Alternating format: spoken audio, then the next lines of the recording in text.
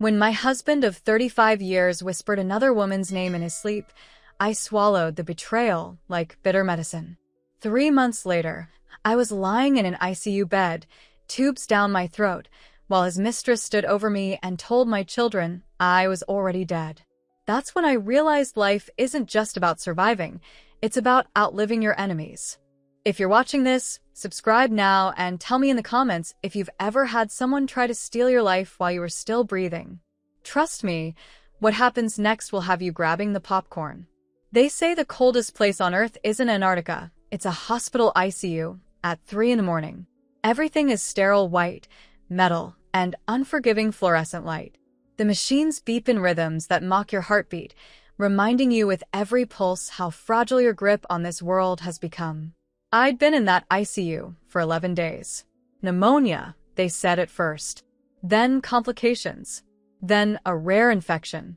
Words that sounded like excuses for why a woman who had never been sick a day in her life was suddenly drowning in her own lungs. I couldn't speak, not with the ventilator tube down my throat, but I could hear. I could see. And most painfully, I could feel. Every betrayal. Every whisper. Every tear my children tried to hide when they thought I was sleeping. That particular evening, my son Michael had been sitting beside me, holding my hand, telling me about his day at the office, my husband Richard's office, the empire we'd built together over 35 years. Michael had taken over temporarily while I was sick, and Richard was busy with other matters. Or so everyone believed. Mom, the Westlake contract is almost finalized, Michael was saying, his voice trying too hard to sound normal. Dad would have been proud of how I handled the negotiations. Would have been. Not would be. My son was already speaking of his father in the past tense, though Richard had only been dead for 3 weeks. The heart attack had been sudden, they said. No warning. Just a collapse on the golf course, and by the time the ambulance arrived, my husband was gone. I squeezed Michael's hand, the only response I could manage. I wanted to tell him I was proud, too, that he was doing exactly what his father would have wanted. But the tube in my throat kept my thoughts prisoner, trapped behind my cracked lips and sunken cheeks. The door to my room swung open, and I knew who it was before I even saw her. The perfume hit me first, Chanel No. 5, too much of it, like a cloud announcing her arrival. It was the same scent I detected on Richard's shirts over the past year. The same scent that had made me start questioning, start searching, start finding hotel receipts and late-night text messages. Vanessa Carlisle, 32 years old. Former marketing executive at our company. Current widow-in-waiting.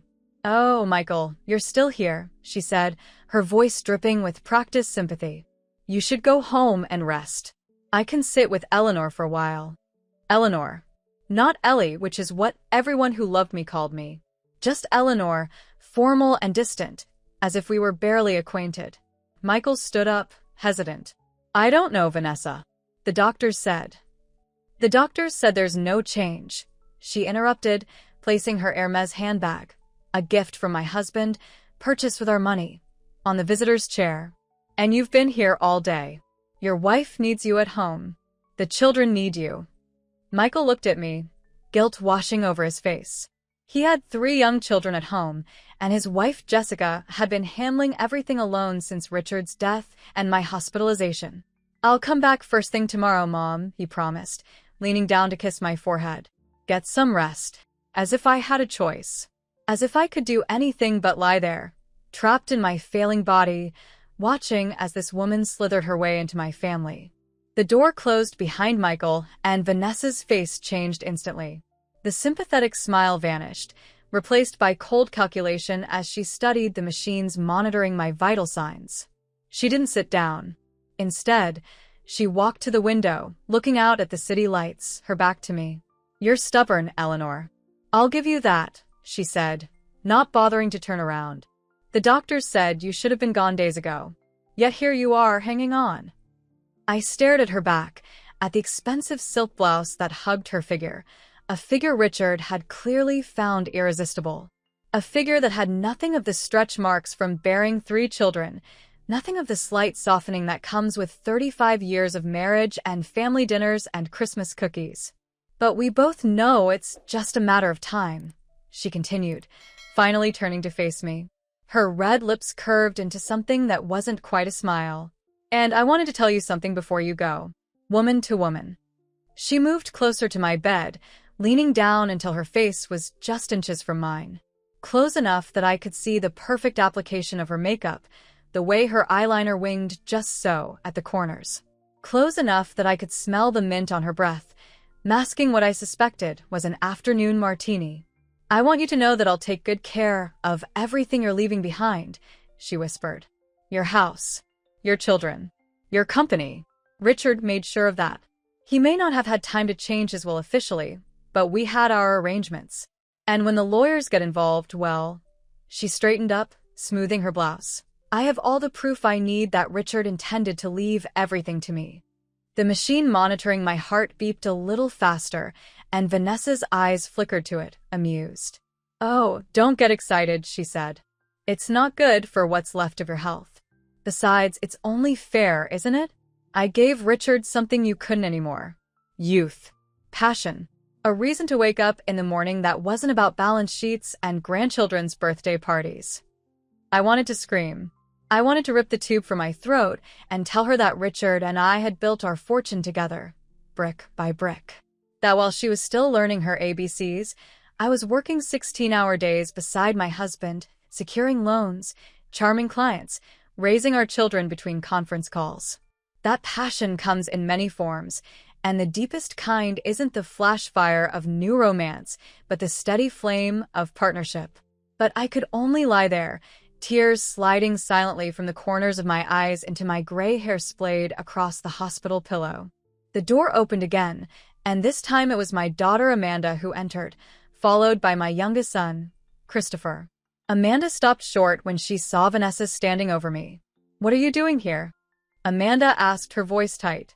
Unlike Michael, who was trying to keep the peace, Amanda had made no secret of her dislike for her father's mistress. Vanessa straightened, composing her face into an expression of gentle concern. Just checking on Eleanor. We were having a little heart-to-heart.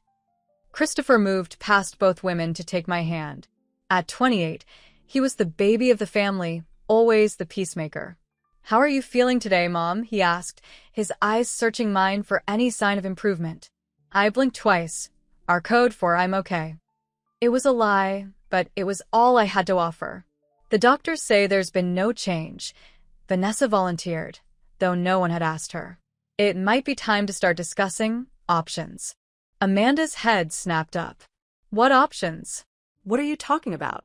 Vanessa's face was a mask of compassion. I just mean that Eleanor wouldn't want to linger this way. Richard and I had many conversations about end-of-life care. He was very clear about not wanting extraordinary measures.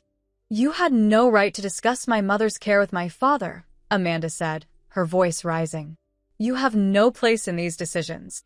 Amanda, Christopher warned quietly, glancing at the monitors that were beginning to show my agitation.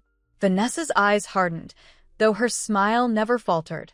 Actually, I do have a place in these decisions. Richard made sure of that. And since he's no longer here to speak for himself, I feel it's my duty to share what he would have wanted. Get out, Amanda said, stepping forward. Get out of my mother's room right now. For a moment, I thought Vanessa might argue. Instead, she picked up her handbag and moved toward the door with the fluid grace of a woman who knew she held all the cards. I'll go, for Eleanor's sake. She needs calm, not conflict, she said, her hand on the doorknob. But we'll need to have a family meeting soon. There are financial matters that can't wait much longer. After she left, Amanda collapsed into the chair beside my bed, her face in her hands. Christopher stood behind her, his hand on her shoulder. I can't believe Dad did this to you, Amanda whispered. To us. That woman is like a vulture circling, waiting for you too. She broke off, unwilling to say the words. I wanted to tell her that Richard had made many mistakes in our marriage, but I didn't believe he would have left us with nothing. That despite his infidelity, he wouldn't have abandoned the family he'd spent a lifetime building. That there had to be some explanation for Vanessa's confidence. But all I could do was lie there, listening to my children worry about a future I might not be part of. 2 days later, I was still alive, though the doctors spoke in increasingly hushed tones outside my door. I developed a fever overnight, and the antibiotics weren't working as well as they'd hoped. My body was tired. So tired. But my mind was clear, and it was working overtime. In the long, quiet hours when I was alone, I replayed Vanessa's words, looking for cracks in her story. Richard may have been foolish enough to fall for a younger woman, but he was a meticulous businessman. He wouldn't have left loose ends, especially with our estate. Something wasn't adding up.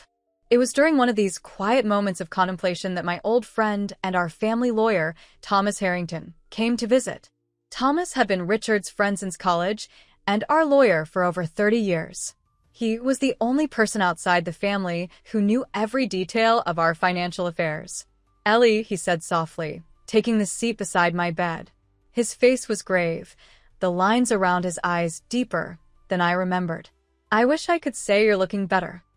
I managed a small movement of my hand, not quite a wave, but an acknowledgement. Thomas leaned closer. "I need to talk to you about something important. I know you can't respond much, but I need you to listen." I blinked once, our code for yes. "There's been some unusual activity since Richard passed," he said, his voice low.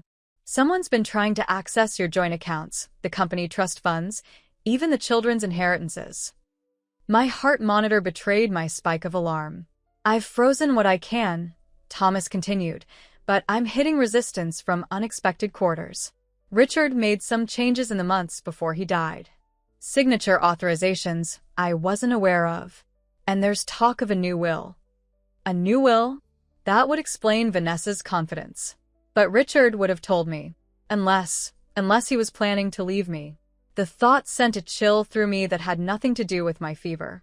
"I'm trying to get to the bottom of it," Thomas said, patting my hand. "But I need time. And frankly, Ellie, you need to fight. Whatever's happening, your children need you. The company needs you." The door opened, and a nurse entered to check my vitals. Thomas sat back, his expression carefully neutral. "Just a social visit," he told the nurse with a practiced smile, letting my old friend know she's not alone. The nurse, Marie, who had been kind to me, checked the monitors and adjusted my IV. "Her fever's still high," she said. "Try not to upset her." "Wouldn't dream of it," Thomas replied. After Marie left, Thomas leaned in again. "There's one more thing, Ellie. Richard came to see me about 2 months before he died. He was agitated, not himself. He asked me to prepare some documents, but he was vague about the details. Said he'd explain everything later." My eyes widened, asking the question I couldn't voice. "We never had that follow-up meeting," Thomas said, answering my unspoken query. "But he left something with me.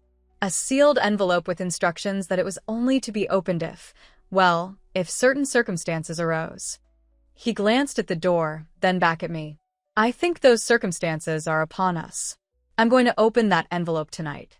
Whatever Richard was planning, whatever he was afraid of, I think we're about to find out." The monitors beside my bed beeped insistently as my pulse quickened. Thomas stood, smoothing his tie. "Try to rest, Ellie. And don't give up." "Not yet." "Not until we know the truth." After Thomas left, I stared at the ceiling, my mind racing despite my body's weakness. What had Richard been afraid of? What had he seen coming that I had missed? And most importantly, what was in that envelope? The next day brought unexpected visitors. Richard's younger brother, Edward, and his wife, Patricia. They had flown in from California, supposedly to support the family. But I knew better. Edward had always resented Richard's success. While my husband had built a multi-million-dollar real estate development company from nothing, Edward had drifted from one failed venture to another, always expecting his big brother to bail him out. Which Richard invariably did, despite my objections. "Oh, Ellie," Patricia said, her voice dripping with practiced sympathy as she approached my bed. "You poor thing. You look so diminished." Edward stood awkwardly at the foot of my bed, hands shoved in his pockets. "The kids said it was bad, but I didn't realize." He trailed off, staring at the machines keeping me alive. I wanted to tell them not to pretend. They weren't here out of concern for me. They were here to stake their claim, just like Vanessa. The vultures were circling, and I was still breathing. "We saw that woman at the house," Patricia said, her voice dropping to a conspiratorial whisper. "The one Richard was involved with. She's acting like she owns the place already. Had the nerve to offer us coffee in your kitchen, using your wedding china." My wedding china. The Limoges set Richard had given me on our 10th anniversary. The thought of Vanessa's red-lacquered fingernails handling those precious plates made my blood pressure rise enough that a nurse poked her head in to check on me. "She's fine," Patricia said dismissively. "Just a little family conversation." The nurse, not Marie this time, but a younger woman I didn't recognize, gave Patricia a cool look before withdrawing. "Anyway," Patricia continued once we were alone again, "we thought you should know that she's telling everyone she and Richard were engaged. That he was planning to divorce you as soon as it was convenient." Engaged? The word hit me like a physical blow. Richard and I had our problems, especially in recent years, but divorce? He had never mentioned divorce. Not once in 35 years. "Don't look so shocked, Ellie," Edward said, misinterpreting the distress on my face. "You must have known something was going on." Richard wasn't exactly subtle toward the end. No, he wasn't. The late nights. The weekend business trips. The new cologne. The sudden interest in fitness that had him at the gym 3 times a week. All the classic signs that I had willfully ignored because it was easier than confronting the truth. "The question is," Patricia said, leaning closer, "what did he promise her? Because she's acting awfully confident for someone who is just the bit on the side." Edward shot his wife a warning look. "Pat, for God's sake." "What?" "I'm just saying what everyone's thinking," Patricia defended herself. "If Richard changed his will or moved assets around before he died, Ellie needs to know. The children need to know." They were using concern for me and my children as a thin veneer for their real question. What was left for them? Edward had always expected to inherit a portion of Richard's wealth, despite having done nothing to earn it. Now, with Vanessa in the picture, those expectations were threatened. "We ran into Thomas Harrington in the hallway," Edward said, changing the subject. "He said he's looking into some legal matters for you." "Good." "You'll need a bulldog like Tom if things get messy." If things get messy. As if they weren't already a disaster. As if I wasn't lying in a hospital bed, unable to speak, while my husband's mistress used my wedding china and his brother circled like a shark scenting blood in the water. "We should let you rest," Patricia said, gathering her designer handbag. "But we'll be staying at the Four Seasons for a few days. The children have her number if anything changes." If I die, she meant. That's what everyone was waiting for. My death would clarify the situation. My death would trigger the reading of Richard's will, revealing whatever promises he had made and to whom. After they left, I closed my eyes, not from tiredness, but from the need to think without distraction. I had spent 35 years building a life with Richard. We had raised 3 children, built a company, created a legacy. I had stood by him through the early struggles, the long nights, the risks that had eventually paid off beyond our wildest dreams. And now, at 63, I was supposed to simply fade away, making room for Vanessa to step into my life? To mother my children, spoil my grandchildren, spend my money, sleep in my bed? No. Whatever strength I had left, whatever fight remained in my failing body, I would use it. I would not go quietly. I would not make it easy for them. I just needed to hold on until Thomas discovered what was in that envelope. The next morning, I woke to find Marie adjusting my four. Her kind face was the first thing I saw, and I felt a surge of gratitude for this woman who treated me like a person, not just a dying body in a bed. "Good morning, Mrs. Blackwood," she said, checking the monitors. "Your fever's down a bit today. That's encouraging." I blinked once. "Yes." "Encouraging. You had quite the parade of visitors yesterday," Marie continued, her voice carefully neutral. "Family can be complicated during difficult times." I blinked again. Marie had no idea just how complicated. "Dr. Reynolds will be by later to discuss your case," she said. "And your daughter called to say she's bringing your grandchildren this afternoon. Just for a short visit, if you're feeling up to it." "My grandchildren?" Michael's 3 little ones, Emma, Lily, and James. The thought of seeing them gave me a surge of energy that registered on the monitors. Marie smiled. "I'll take that as a yes," she said. "I'll make sure the room is ready for them." After Marie left, I lay there, thinking about my grandchildren. Emma was 10, already showing signs of the businesswoman she might become, always organizing her siblings and cousins. Lily, at 8, was our artist, seeing beauty in everything. And James, just 5, was pure sunshine, curious, affectionate, and completely unaware of the adult complications swirling around him. They were my legacy, far more important than any company or property. And they deserved to know their grandmother, not just stories about me told by a woman who had wished me dead. My thoughts were interrupted by the arrival of Dr. Reynolds and his team of residents. They stood at the foot of my bed, discussing my case as if I weren't there, conscious and listening. "The pneumonia is persistent," Dr. Reynolds was saying, "and the infection has caused significant inflammation in the lungs. Given her age and the duration of intubation, the prognosis remains guarded." Guarded? Such a careful word for she might not make it. "What about the new antibiotic protocol?" one of the residents asked. Dr. Reynolds shook his head. "Her kidneys are showing signs of stress. I'm reluctant to add more nephrotoxic drugs to the regimen." They continued their discussion, weighing risks against benefits, using medical terminology that was meant to obscure the simple truth. They were running out of options. After they left, I stared at the ceiling, counting the tiny holes in the acoustic tiles. I had counted them many times over the past 2 weeks. 247 in the tile, directly above my bed. It was mind-numbing work, but it kept me from dwelling on darker thoughts. The door opened again, and Thomas Harrington entered, looking disheveled and tired, as if he hadn't slept. He closed the door carefully behind him and approached my bed with purpose in his stride. "Ellie," he said, his voice low and urgent. I opened the envelope. My eyes widened, and I tried to shift position to see him better. The movement sent pain shooting through my chest, but I ignored it, focusing on Thomas's face. "It's complicated," he said, sitting in the chair beside me. "Richard left instructions and evidence. A lot of evidence." He glanced at the door, then back at me. "I don't have much time. Your children are on their way, and I don't want them to know about this yet. Not until I've verified everything." I blinked once. Go on. "Richard suspected someone was embezzling from the company," Thomas said.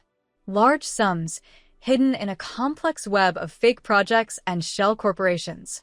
He'd been investigating privately for months." This was news to me. Richard had mentioned cash flow problems, but nothing about embezzlement. Then again, there was apparently a lot Richard hadn't shared with me in those final months. "He had gathered enough evidence to identify the culprit," Thomas continued. "But he was waiting for one final piece of proof before going to the authorities." The question must have been clear in my eyes, because Thomas leaned closer. "It was Edward," he said. "Your brother-in-law has been stealing from the company for years. Millions, Ellie. And he covered his tracks well." "Edward?" I shouldn't have been surprised. Edward had always been jealous of Richard's success, always felt entitled to a bigger piece of the pie. But outright theft? "There's more," Thomas said, his expression grim. Richard believed Edward wasn't working alone. He had help from inside the company. Someone with access to the financial systems, someone who could move money without raising red flags. The monitors beside my bed registered my increasing heart rate as the implication became clear. "Yes," Thomas confirmed. "Richard suspected Vanessa was involved. She worked in marketing, but she had a background in finance. She had the skills." My mind raced. Vanessa and Edward, working together to steal from the company. Had the affair with Richard been part of the plan? A way to get closer to the money, to cover their tracks? "Richard was gathering evidence against both of them," Thomas continued. "But then he had the heart attack. The timing was suspicious. Richard had been in excellent health, despite being 65. The heart attack had come out of nowhere. "I've taken the liberty of requesting a toxicology report," Thomas said, answering my unspoken question. "It may be nothing," But given what I've learned, I think we need to be certain. A cold feeling spread through me, separate from my fever. Was Thomas suggesting what I thought he was? That Richard's death might not have been natural? I need a little more time to put all the pieces together, Thomas said. But I wanted you to know that whatever Vanessa is planning, whatever she thinks Richard promised her, it won't stand up in court. Not with what I have now. Relief flooded through me, making my eyes water. Thomas squeezed my hand. Fight, Ellie, he urged. Just a little longer. I promise you, justice is coming. Later that afternoon, as promised, Amanda brought the grandchildren to visit. They entered cautiously, clearly having been prepared for how I would look, thin, pale, attached to machines. But children are resilient, and after the initial shock, they approached my bed with curious eyes. Grandma, Emma said, taking charge as always, we made you cards. Mom said we can put them on your table, so you can see them. Amanda helped them arrange their handmade cards on the bedside table. Lily's was covered in glitter and drawings of flowers. Emma's was neat and precise, with a carefully written message inside. James's was a riot of crayon scribbles that he proudly explained was you getting better and coming home. They miss you, Amanda said softly, after the children had shown me their cards and settled into a game in the corner of the room. We all do. I squeezed her hand weakly, trying to convey everything I couldn't say. That I loved them. That I was fighting. That I wasn't ready to leave them. That woman was at the house again yesterday, Amanda said, her voice barely above a whisper. She brought some of Dad's things from her apartment. Clothes, his watch collection, even his favorite scotch. She said he'd want her to have them. The familiar anger rose in me again, giving me strength. How dare she? How dare this woman who had been sleeping with my husband behind my back now try to claim his possessions, his legacy, his family? Michael told her to leave, Amanda continued, a hint of satisfaction in her voice. Said she had no right to be there while you were still in the hospital. She got really angry, said some awful things. About Dad's will, about what he'd promised her. I raised an eyebrow, asking the question without words. I don't know, Mom, Amanda sighed. None of us have seen Dad's will since he updated it last year. Thomas is looking into it. Last year. Before Vanessa. Before whatever had happened in those final months. The thing is, Amanda said, leaning closer, I found something in Dad's study. A key to a safe deposit box I didn't know about. It was hidden in that fake book he always kept on his desk, the one that's actually a box. I blinked once. I knew the hiding place well. Richard had kept small valuables there for years. His grandfather's pocket watch, my mother's pearls that were too valuable to keep in a regular jewelry box. I haven't told anyone else yet, Amanda said. Not even Michael or Christopher. I thought maybe you should decide what to do with it. My daughter placed the key in my hand, closing my fingers around it. It was small and cold against my palm. Whatever's in that box, she whispered. Dad wanted it kept secret. And I think, given everything that's happening, we should find out what it is. I squeezed the key, then gently pushed it back toward Amanda. She was right. We needed to know what Richard had been hiding. But I couldn't go to the bank. Amanda would have to go in my place. She nodded, understanding my meaning. I'll go tomorrow, she promised. First thing. Across the room, the children were growing restless. James had climbed onto the windowsill and was pressing his nose against the glass, watching the ambulances come and go in the parking lot below. I think that's enough excitement for one day, Amanda said, rising to gather the children. We'll come back tomorrow, Mom, and maybe by then I'll have answers. After they left, I lay in the gathering darkness, clutching the secret of the safe deposit box like a talisman. For the first time since I'd been admitted to the hospital, I felt a spark of hope. Richard may have betrayed me with Vanessa, but perhaps he had left me a way to fight back. Perhaps he had known, in the end, what was coming. As I drifted into an uneasy sleep, I made a promise to myself. I would not die in this hospital bed. I would not leave my children to face Vanessa and Edward alone. I would live to see justice done. Little did I know how soon that promise would be tested. I was awakened in the middle of the night by voices, urgent, angry whispers just outside my door. I strained to hear, recognizing Thomas's voice first, then another that made my blood run cold. Vanessa. You have no right to interfere, she was saying. Richard made his wishes clear. Richard made many things clear. Thomas replied, his tone icy. Not all of them to you. I was the love of his life, Vanessa hissed. He was leaving her for me. Everyone knew it. Did they? Thomas asked. Or is that just the story you've been telling? There was a pause, and when Vanessa spoke again, her voice had changed. The anger was gone, replaced by something harder, more calculating. Be careful, Thomas, she said. You're an old man with a small practice. I have resources you can't imagine. Don't make an enemy of me. Is that a threat? Thomas asked, sounding more curious than concerned. It's a reality check, Vanessa replied. Eleanor is dying. Richard is gone. The future belongs to those who are strong enough to take it. So, I suggest you decide which side you want to be on when the dust settles. I'm on the side of justice, Thomas said simply. Always have been. Vanessa laughed, a sound like breaking glass. Justice is for fairy tales. This is business. Their voices moved away from my door, down the corridor toward the elevators. I lay there in the dark, processing what I'd heard. Vanessa was worried enough about Thomas to confront him directly. That meant he was on the right track. Whatever he had found in Richard's envelope, whatever Amanda might discover in the safe deposit box, it was making Vanessa nervous. Good, I thought. Let her worry. Let her wonder what Richard left behind. Let her feel a fraction of the uncertainty and fear she had inflicted on me. The night nurse came in to check my vitals, adjusting the oxygen and noting readings on my chart. She worked in silence, practiced and efficient. When she was done, she paused at the door. Try to sleep, Mrs. Blackwood, she said. Tomorrow's another day. Another day. Another chance to fight. Another step closer to the truth. As I drifted back to sleep, I thought of Richard.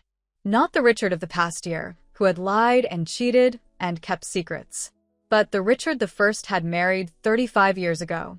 The man with dreams too big for his bank account, with a laugh that filled a room, with hands that had held mine through 3 childbirths and countless crises.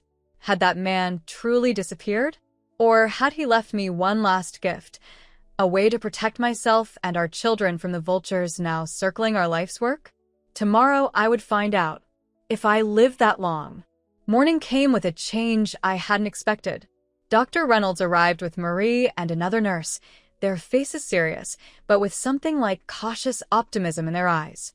Mrs. Blackwood, Dr. Reynolds said, standing at the foot of my bed. I believe we're ready to try removing the ventilator. Your latest scans show significant improvement in lung function, and your fever has been stable for 24 hours. I blinked rapidly, hardly daring to believe what I was hearing. 2 days ago, they had been discussing my imminent death. Now they were talking about taking me off the breathing machine? It won't be comfortable, Dr. Reynolds warned.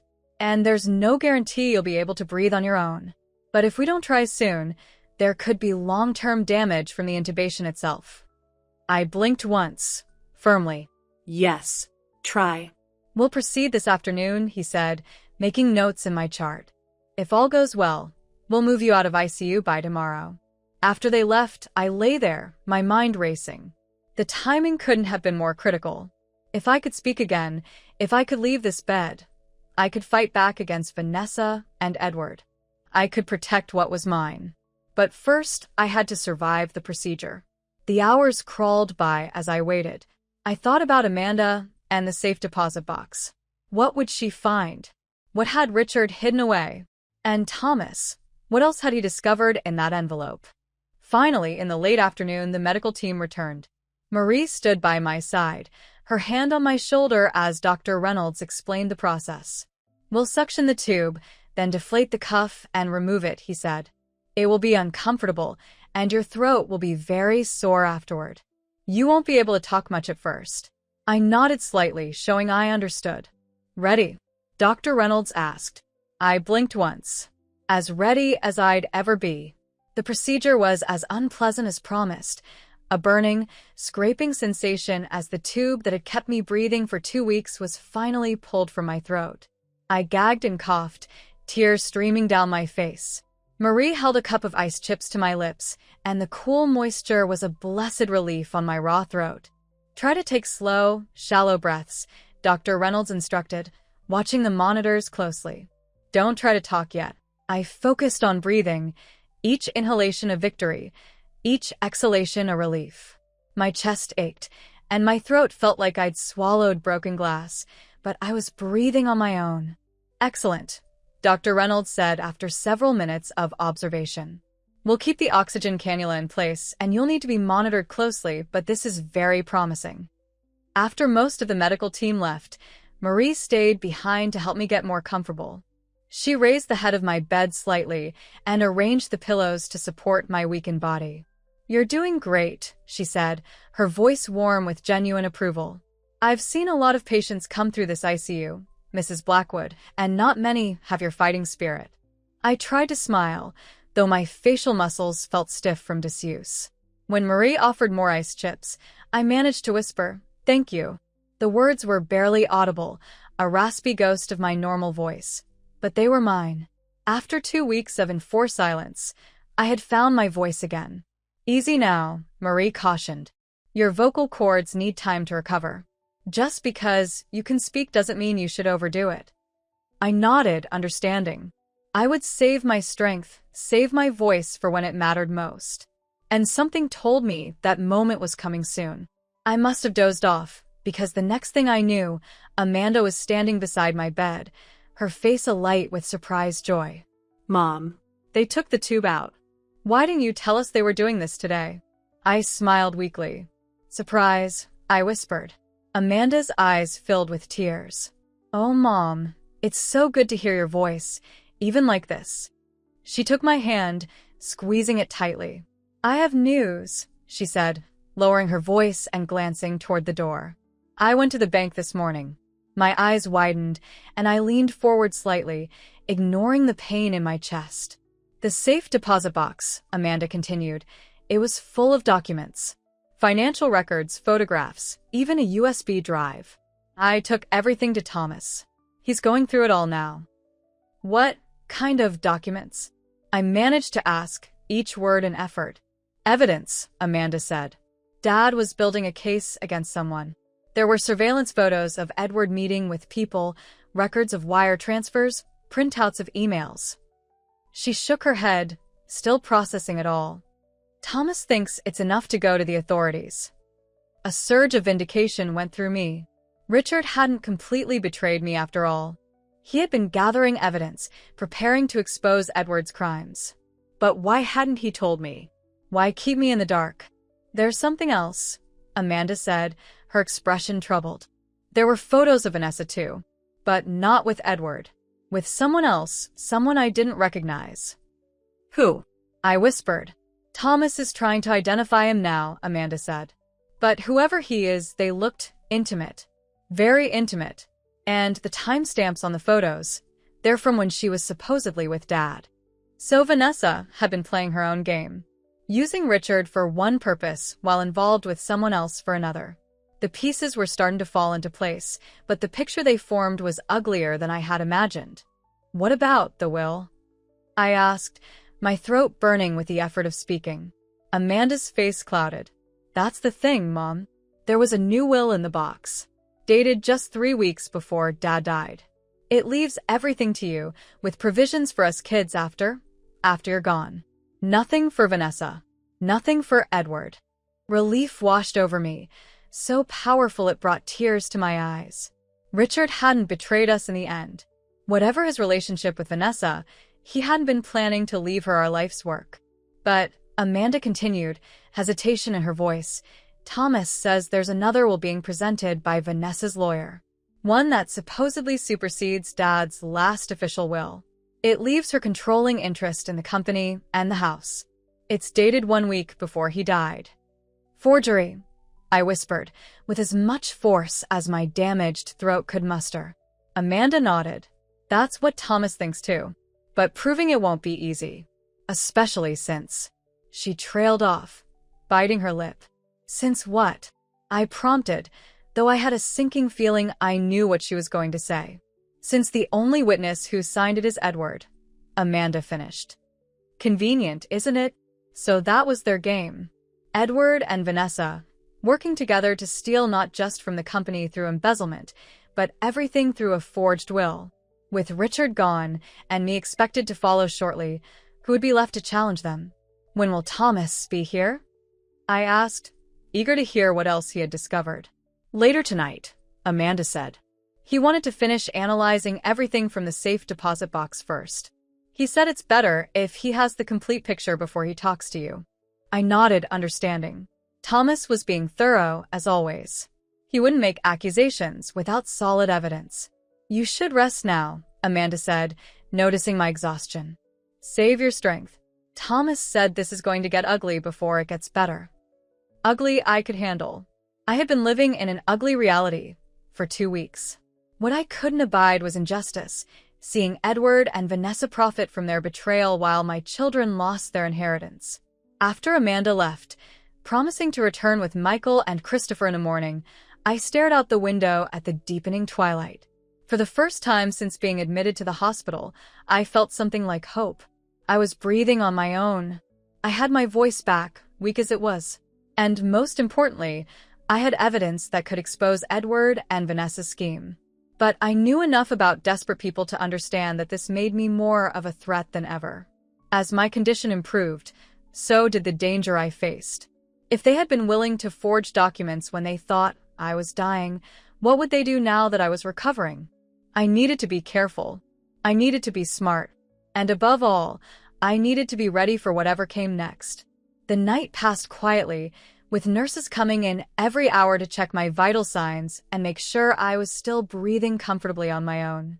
Each time I woke, I practiced small movements, flexing my fingers, rotating my wrists, bending my knees under the blankets. 2 weeks in bed had left my muscles weak, and I knew I would need all my strength in the days ahead. Around midnight, Thomas arrived, looking haggard but determined. He sat beside my bed, a leather portfolio on his lap. Ellie, he said softly, I'm sorry to come so late, but I wanted to be sure about what I found before I discussed it with you. Tell me, I whispered, my voice still raw but stronger than earlier. Thomas opened the portfolio, revealing a stack of documents.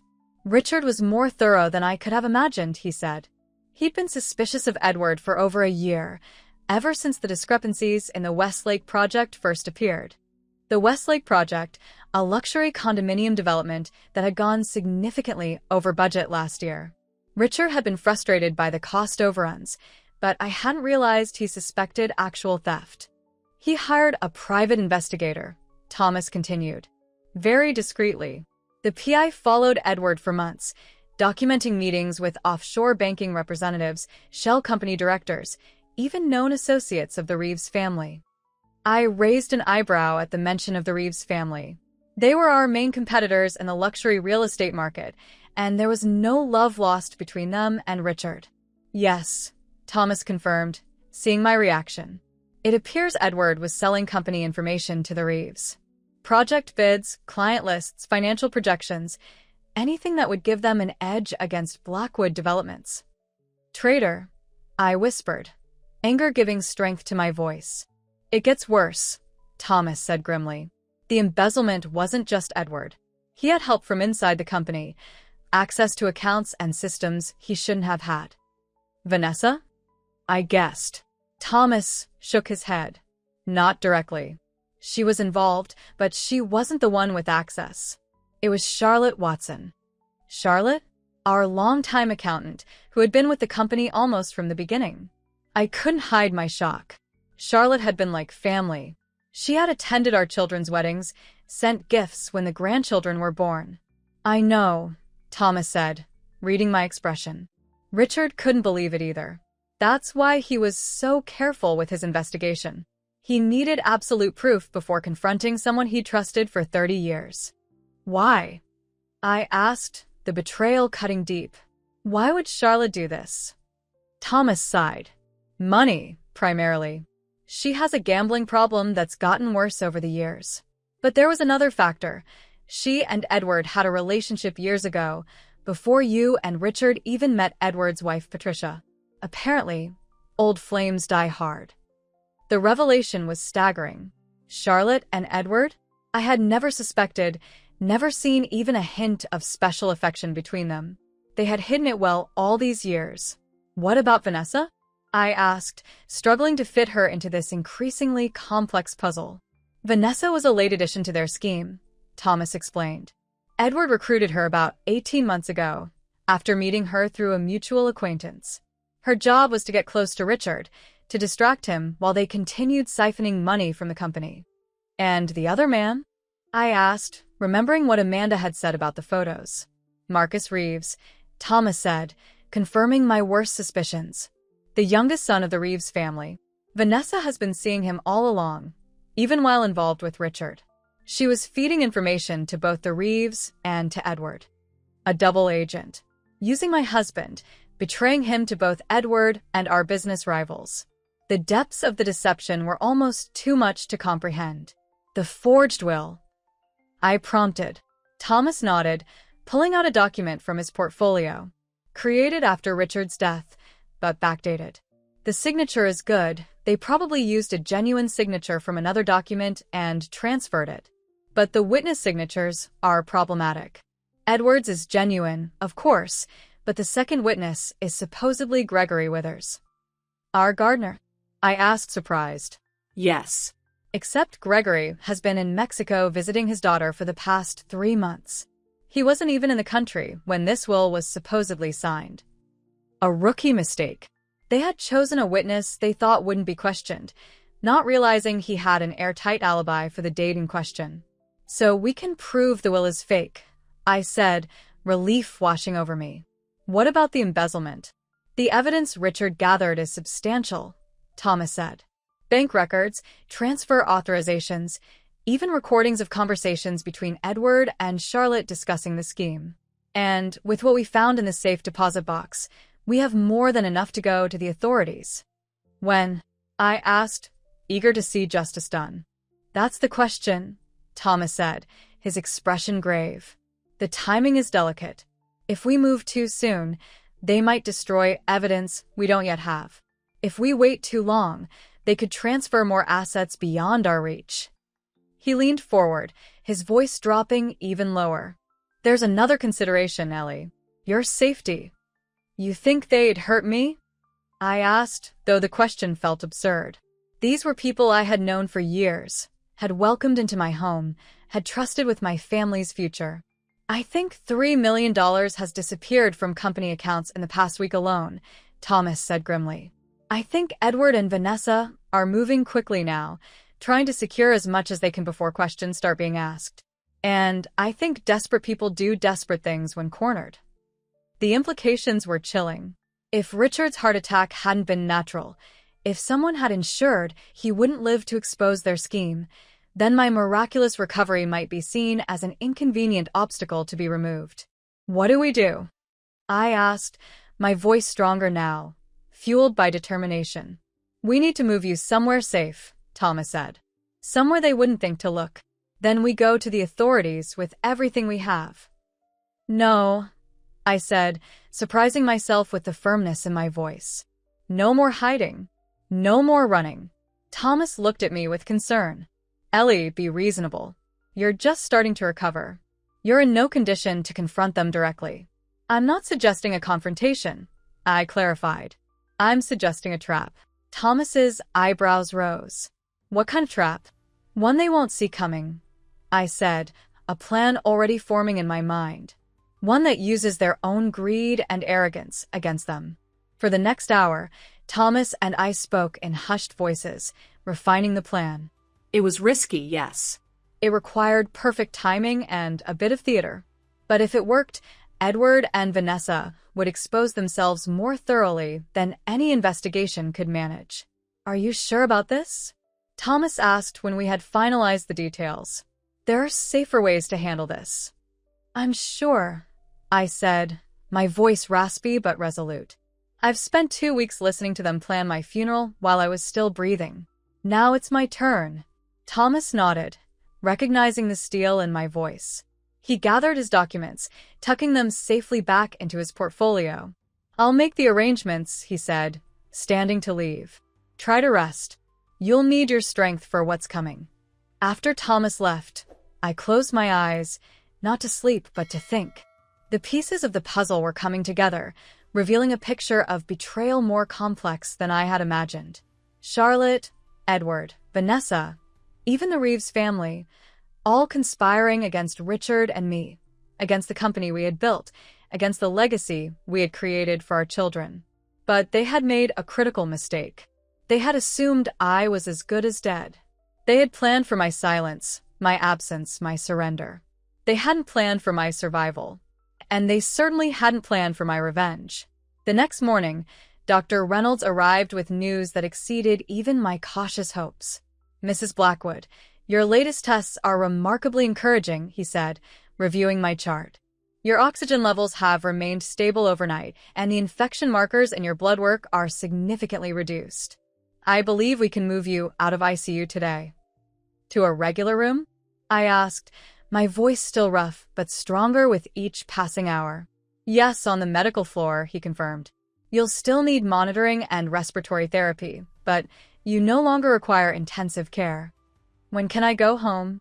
I asked, thinking of the plan Thomas and I had devised. Dr. Reynolds' expression turned cautious. "That's getting ahead of ourselves, Mrs. Blackwood. You've been critically ill for 2 weeks. Recovery will take time." "How much time?" I pressed. "At least another week in the hospital," he said. "Possibly longer, depending on your progress with physical therapy and respiratory function." A week. Too long for what we had planned. I needed to be home sooner, needed to be in place before Edward and Vanessa realized what was happening. What if I had private nursing care? I asked. "At home?" Dr. Reynolds frowned. "It's not just about nursing care, Mrs. Blackwood. It's about having immediate access to medical intervention if your condition deteriorates." "But it could be considered?" I persisted. He sighed, recognizing the determination in my voice. "It could be discussed in a few days if your improvement continues at this rate. But I must emphasize that it would be against medical advice at this stage." "I understand," I said, deciding to pick my battles. First, I needed to get out of ICU. Then I could work on getting out of the hospital entirely. By noon, I was settled in a private room on the medical floor. The space was larger than the ICU cubicle, with a window that looked out over the hospital gardens rather than the parking lot. Small mercies, but I was grateful for them. Marie had come with me during the transfer, though she wouldn't be my regular nurse on this floor. She helped me get comfortable in the new bed, arranging pillows to support my still weak body.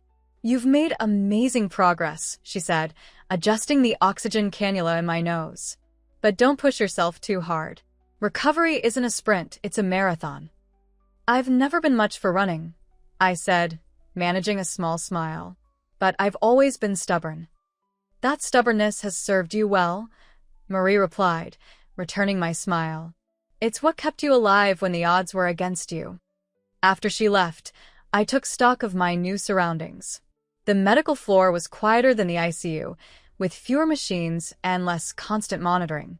I had a small television, a visitor's chair that looked marginally more comfortable than the one in ICU, and a bedside table where Amanda had arranged the grandchildren's cards. The relative privacy was welcome, especially given what was coming next. Thomas would be arriving soon with Michael and Amanda, and we needed to discuss the plan without fear of being overheard by too many hospital staff. My children arrived shortly after 2 o'clock, their faces lighting up when they saw me sitting up in bed, no longer tethered to a ventilator. "Mom, you look so much better," Michael said, bending to kiss my cheek. "When Amanda told me they'd moved you out of ICU, I couldn't believe it." "Believe it?" I said, my voice still raspy, but gaining strength. "I'm not finished yet." Amanda sat on the edge of my bed, taking my hand. "Thomas told us about what he found," she said quietly. "About Edward and Charlotte and Vanessa. It's unbelievable." "Believe that too," I said grimly. "People will surprise you, and not always in good ways." "Thomas said you have a plan," Michael said, pulling the visitor's chair closer to my bed and lowering his voice. "Something about setting a trap?" I nodded, glancing toward the door to make sure no one was passing by. "We need to move quickly," I said, "before they realize what we know." Mom, you just got out of ICU, Amanda protested. Whatever this plan is, can it wait until you're stronger? No, I said firmly. Every day we wait is another day they have to hide assets, destroy evidence, cover their tracks. We need to act now. Michael and Amanda exchanged concerned glances, the kind parents give when they think their child is being unreasonable. The irony wasn't lost on me. After decades of being the protector, I was now the one they felt needed protection.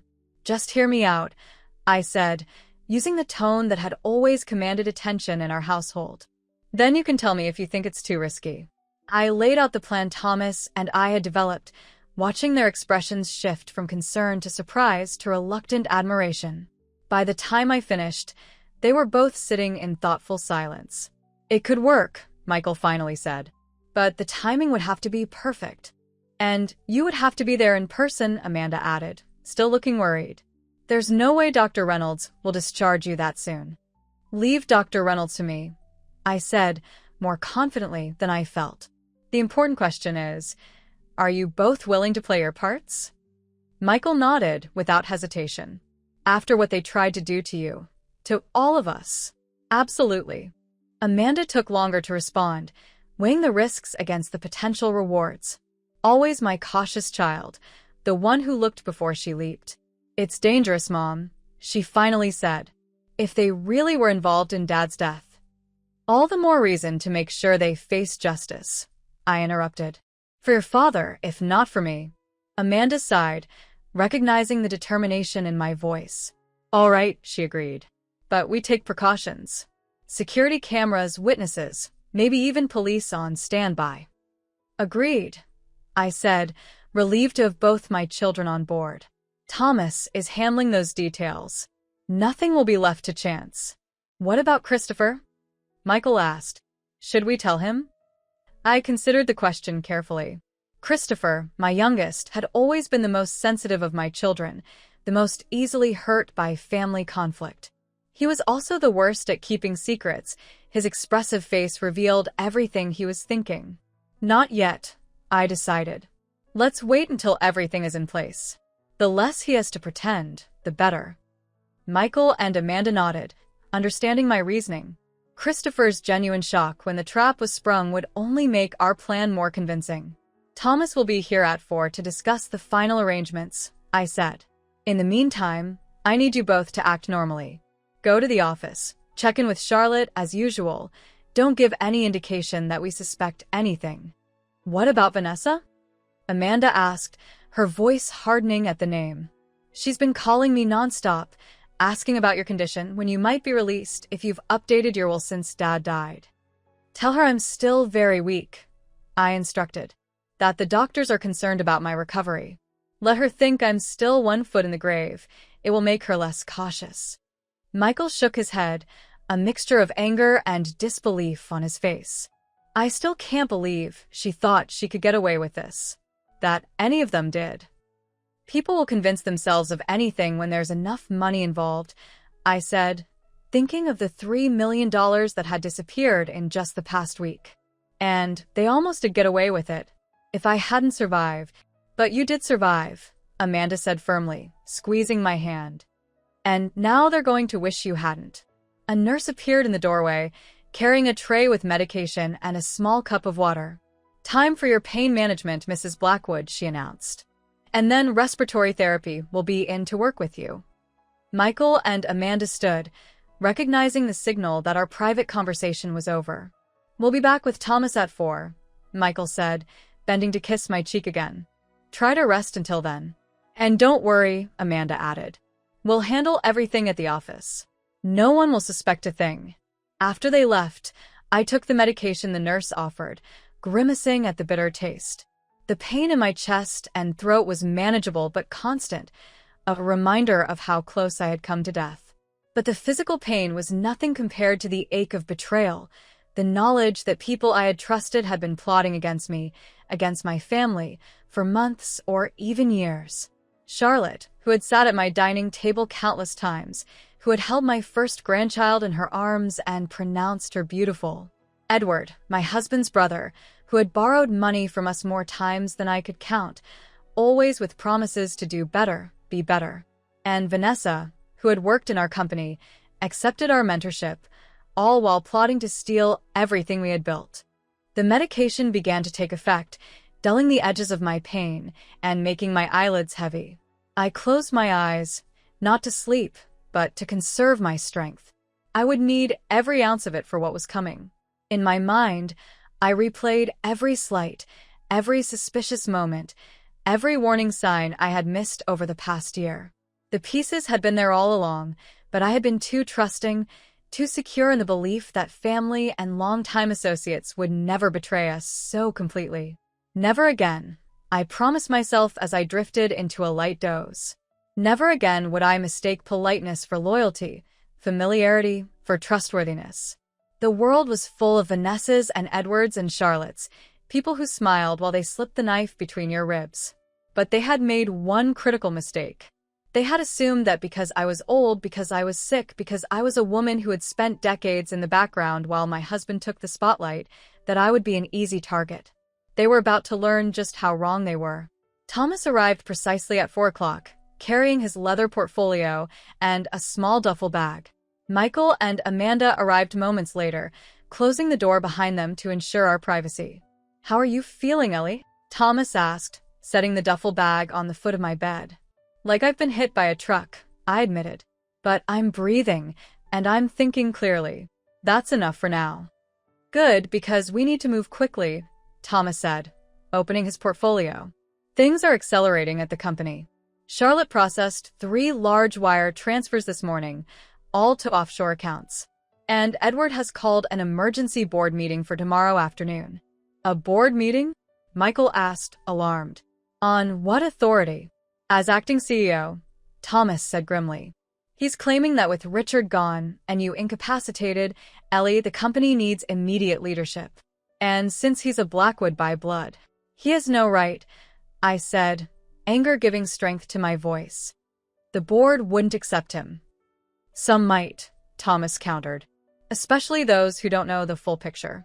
And he only needs a simple majority to be appointed interim CEO." "Then we need to stop the meeting," Amanda said. "Or at least delay it until we can expose him." Thomas nodded. "That's part of the plan.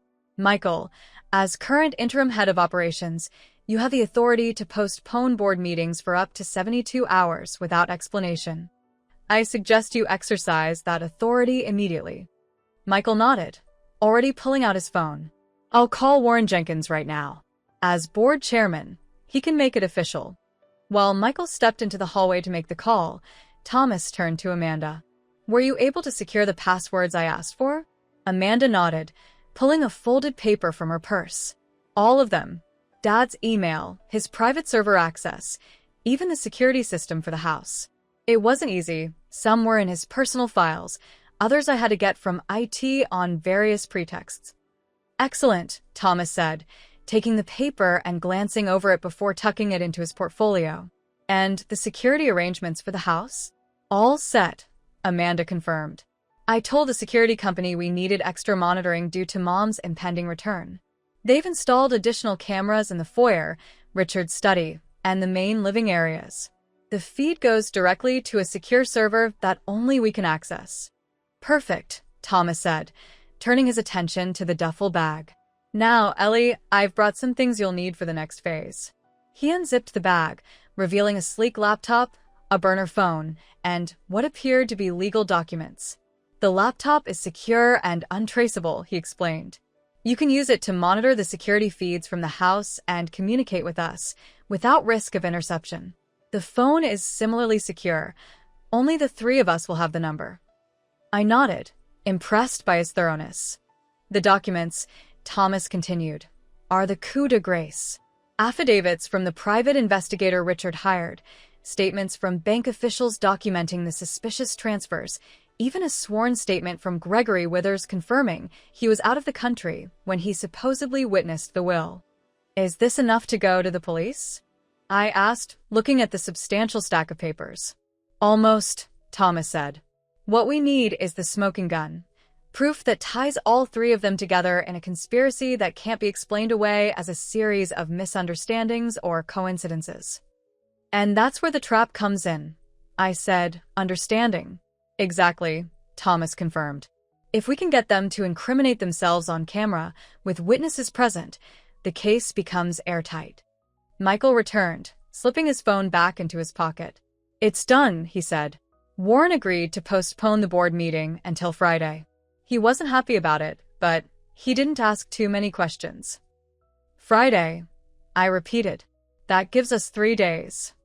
3 days to get you out of this hospital, set the trap, and spring it before they realize what's happening, Thomas said. It's tight, but doable. Speaking of getting out of the hospital, Amanda said, concern creeping back into her voice. How exactly do you plan to accomplish that, Mom?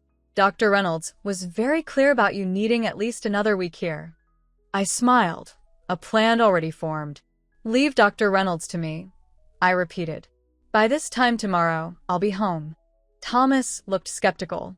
Ellie, I know you're determined, but medical discharge policies are strict for a reason. If you're not well enough. I'm not suggesting we break me out in the dead of night, I interrupted. I'm suggesting we use an option Dr. Reynolds himself mentioned, private nursing care at home. He said that was a possibility in a few days, not tomorrow, Amanda pointed out.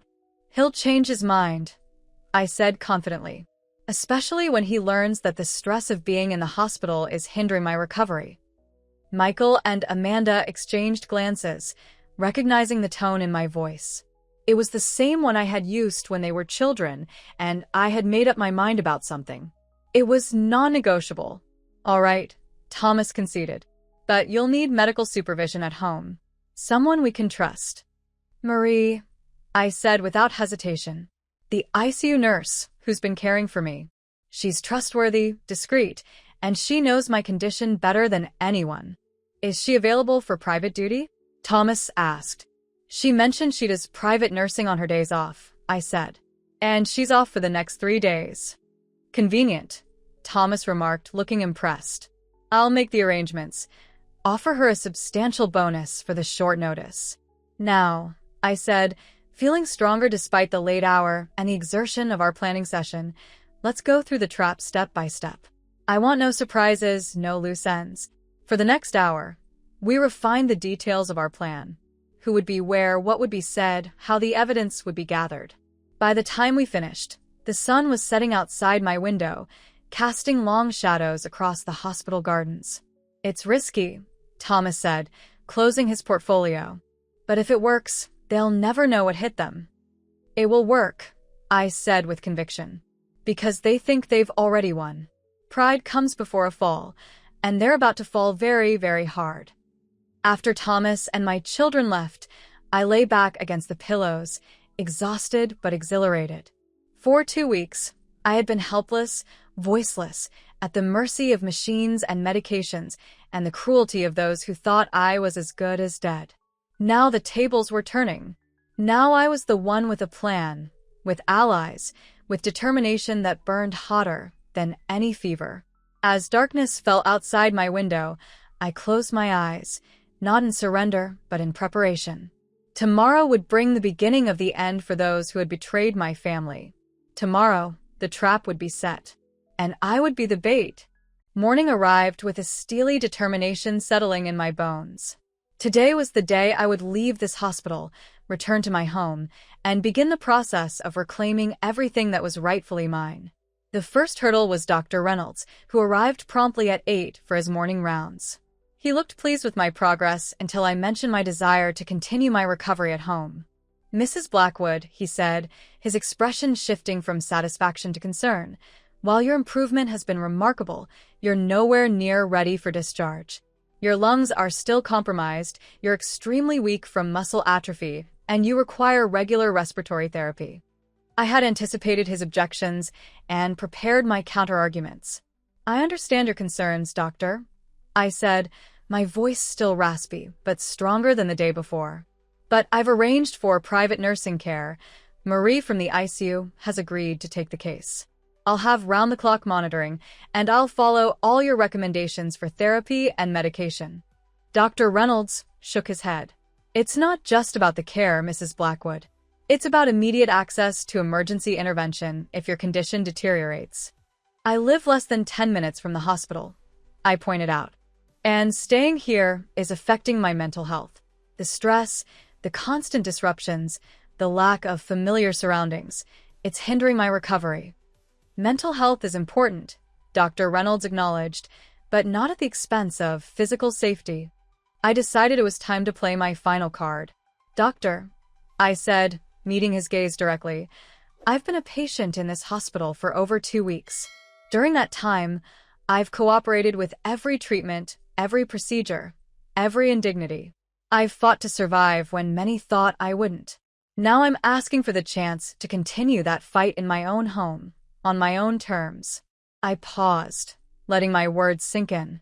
If you refuse, I'm prepared to sign an AMA form and leave anyway. But I'd rather do this with your support and guidance. AMA, against medical advice. The nuclear option that patients rarely invoked, but that doctors universally dreaded. It meant I was taking full responsibility for whatever happened next, absolving the hospital of liability. Dr. Reynolds's expression tightened. That would be extremely unwise, Mrs. Blackwood. Perhaps, I conceded. But it's my decision to make. We stared at each other for a long moment, locked in a battle of wills. Finally, Dr. Reynolds sighed, recognizing the determination in my eyes. I can see you've made up your mind, he said. And while I still believe it's premature, I'd rather you leave with proper discharge instructions and a care plan than against medical advice. Relief washed over me, though I was careful not to show it too plainly. Thank you, doctor. I appreciate your understanding. Don't thank me yet, he warned. I'm going to insist on some very strict conditions. Daily visits from a respiratory therapist, twice-weekly check-ins at the outpatient clinic, and immediate return to the hospital at the first sign of respiratory distress. Agreed, I said without hesitation. I would have agreed to far more onerous conditions to secure my release. I'll start the discharge paperwork, Dr. Reynolds said, making notes in my chart. But it will take several hours to process. And I want to do one more set of scans before you leave, to establish a baseline for your home care. Whatever you think is necessary, I said, feigning docility now that I had won the larger battle. After Dr. Reynolds left, I reached for the secure phone Thomas had brought me. It was time to set the rest of our plan in motion. By late afternoon, the discharge paperwork was complete, the final scans had been reviewed, and I was sitting in a wheelchair at the hospital entrance, waiting for Michael to bring the car around. Marie stood beside me, now officially my private nurse rather than a hospital employee. Are you sure about this, Mrs. Blackwood? She asked quietly. It's not too late to change your mind. I've never been more sure of anything, I replied. And please call me Ellie. We're going to be spending a lot of time together in the next few days. Marie smiled, adjusting the portable oxygen tank attached to the wheelchair. All right, Ellie. But promise me you'll tell me immediately if you start feeling worse. No heroics. No heroics. I agreed, though we both knew I was already pushing the boundaries of what was medically advisable. Michael pulled up in his SUV, jumping out to help transfer me from the wheelchair to the passenger seat. The process was more difficult than I had anticipated. My muscles had weakened significantly during my hospital stay, and even the short movement from chair to car left me breathless and trembling. Mom, are you sure? Michael began, noting my distress. I'm sure, I interrupted, not wanting to revisit the argument. Just get me home. The drive from the hospital to my house normally took about 15 minutes, but Michael drove slowly, careful to avoid bumps or sudden stops that might jar my still fragile body.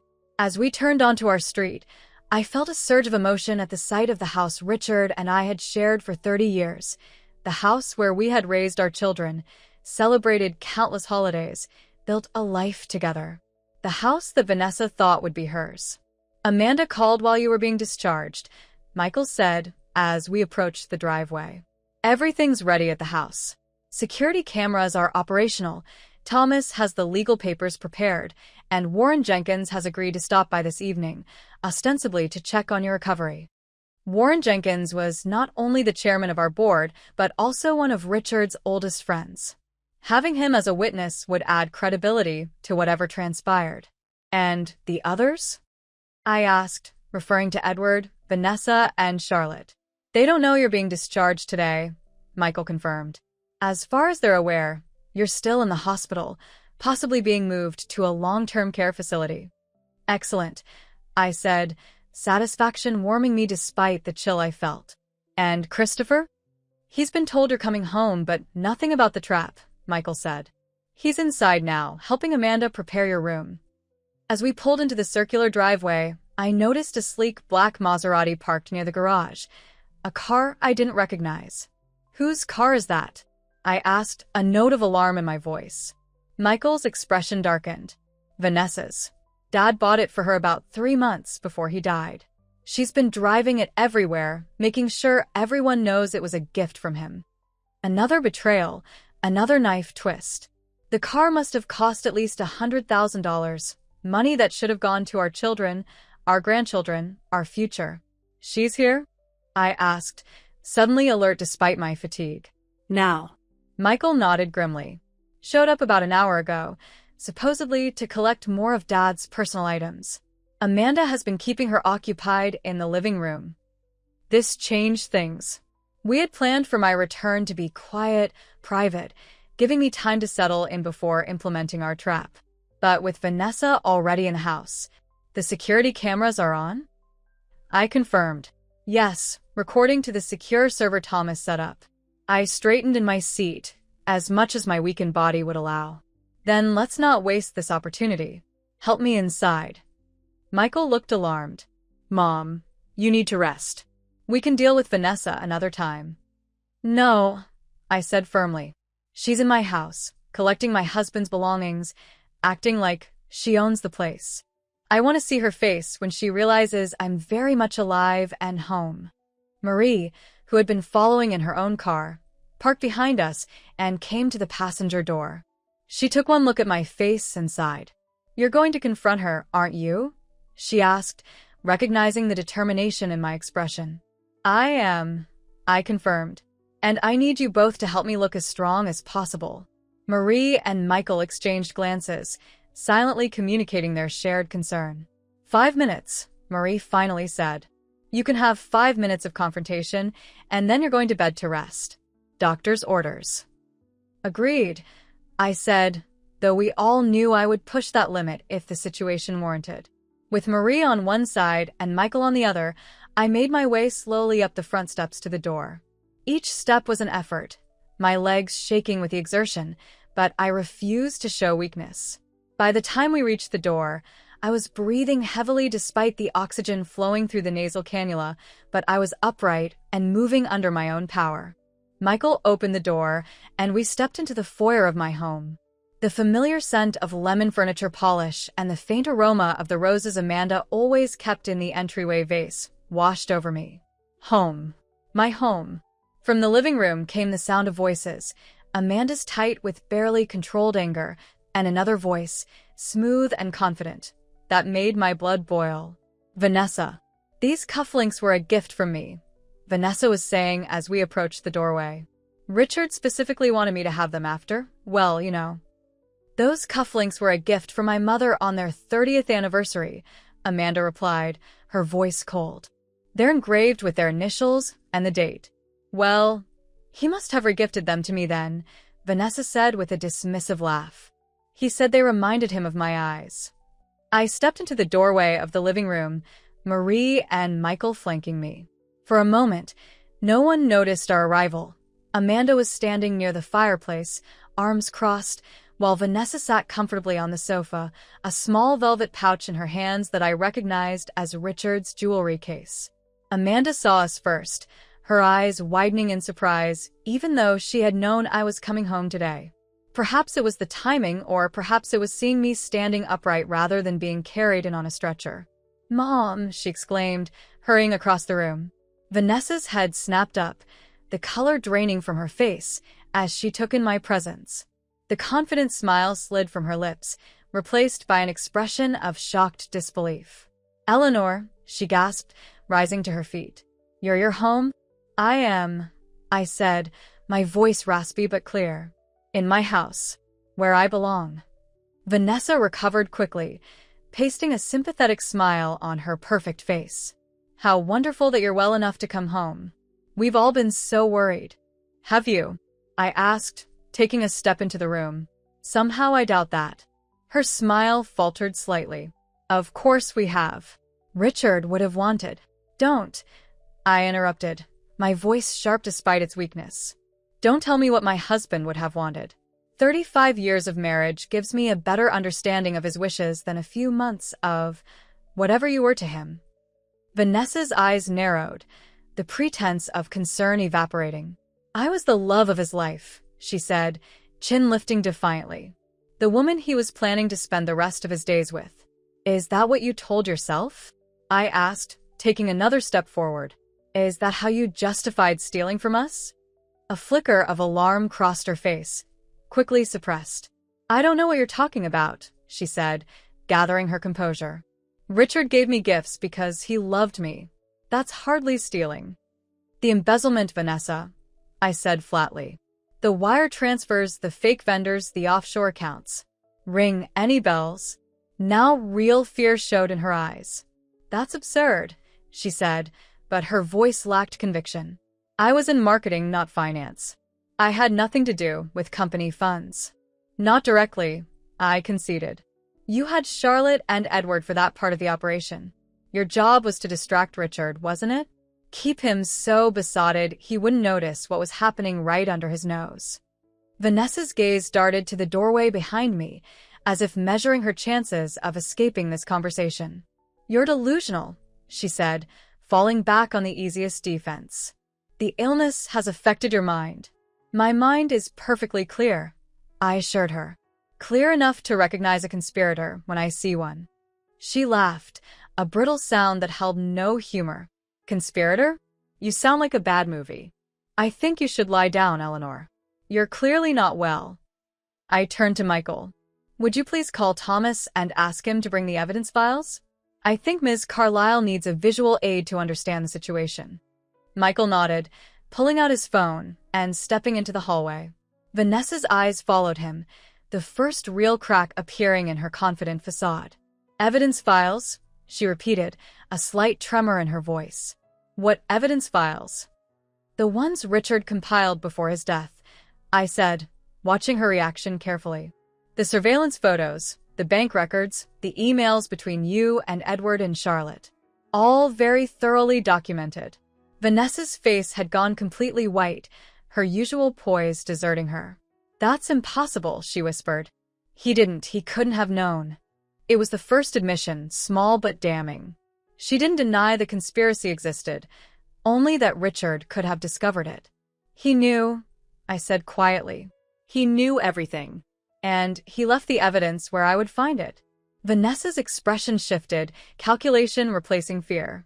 If that were true, she said, regaining some of her composure, you would have gone to the police already. Perhaps I wanted to give you a chance to confess, I suggested. To make amends before things get even worse for you.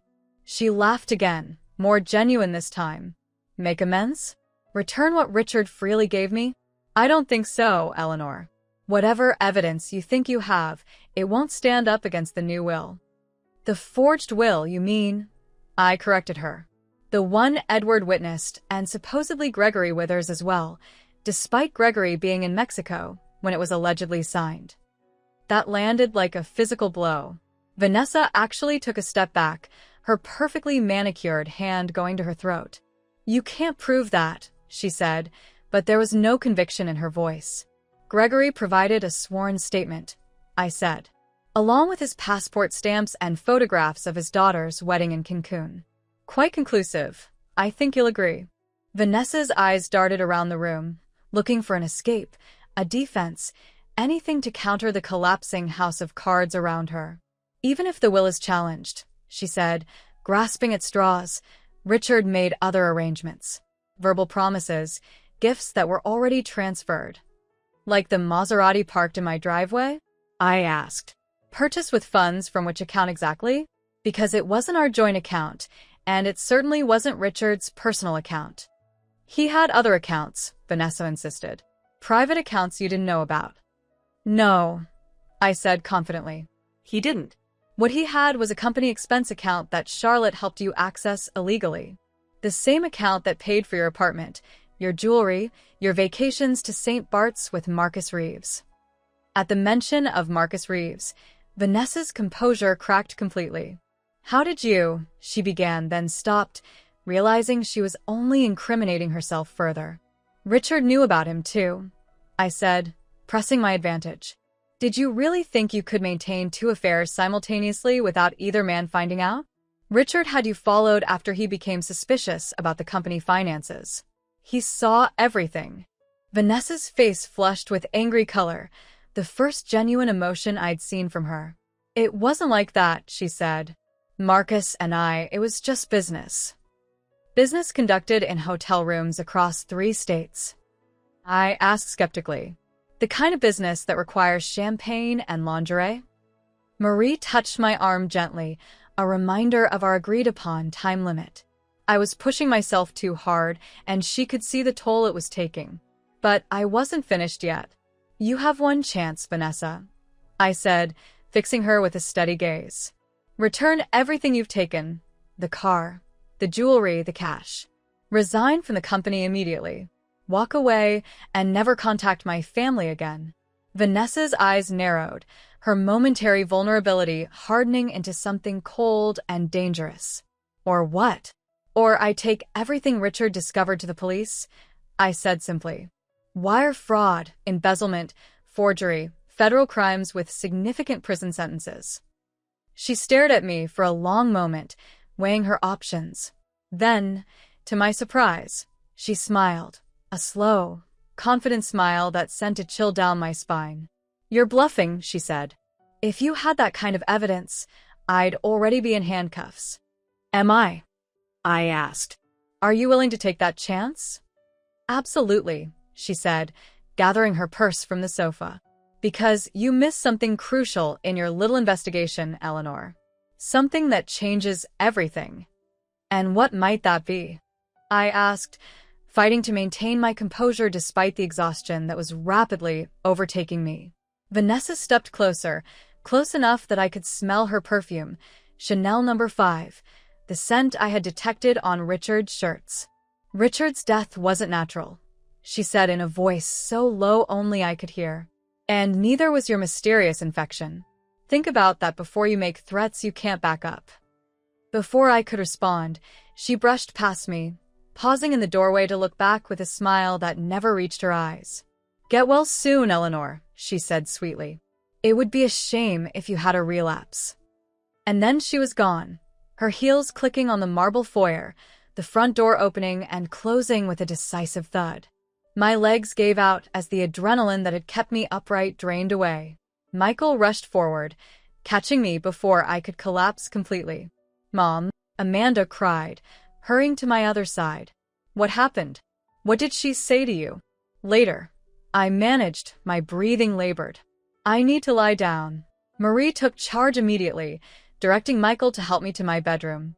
That's enough excitement for today, she said firmly. You need rest and oxygen. As they half-carried me through the house to the master suite, my mind was racing despite my physical exhaustion. Vanessa's parting words echoed in my ears. Richard's death wasn't natural. Your mysterious infection. Had they actually tried to kill us both? Was my sudden illness not just bad luck, but deliberate poisoning? It seemed incredible, yet the timing was suspicious.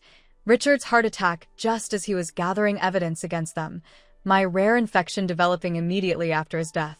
By the time we reached my bedroom, I was barely conscious, the exertion and shock taking their toll on my weakened body.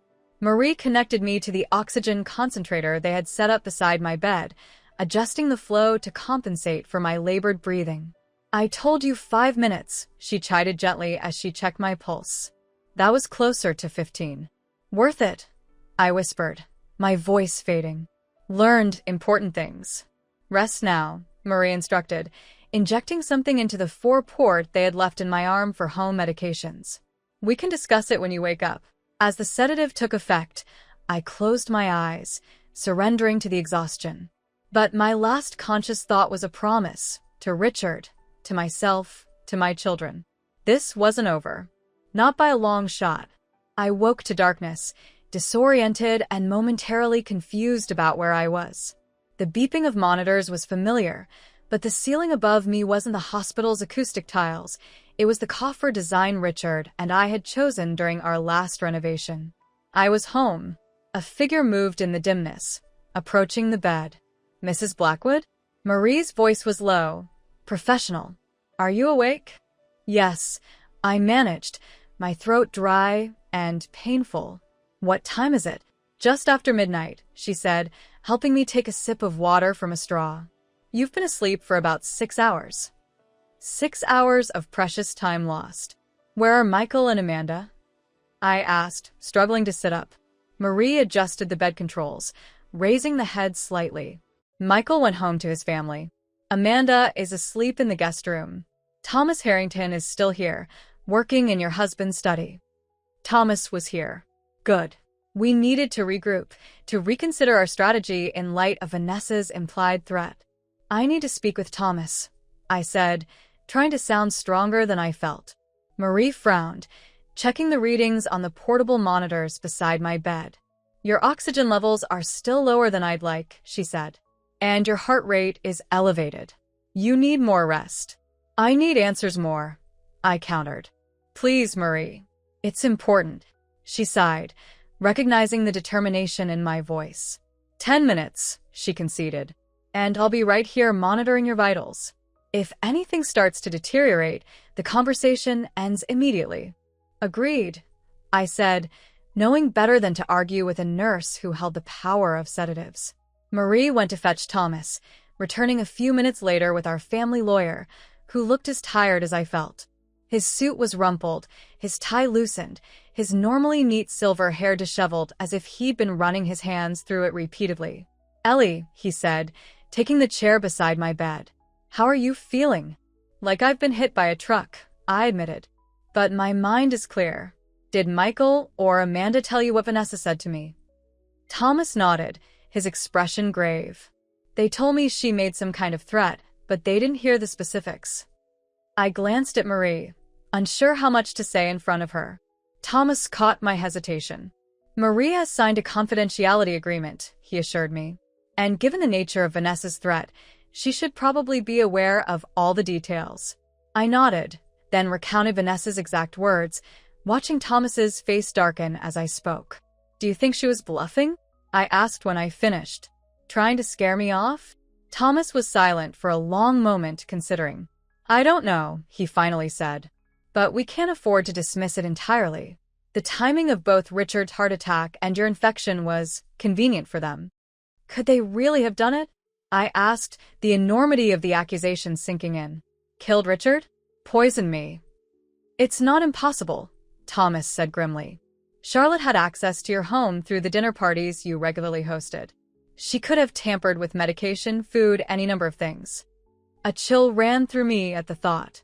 Charlotte, who had sat at my dining table countless times, who had been like extended family, could have been slowly poisoning us in our own home.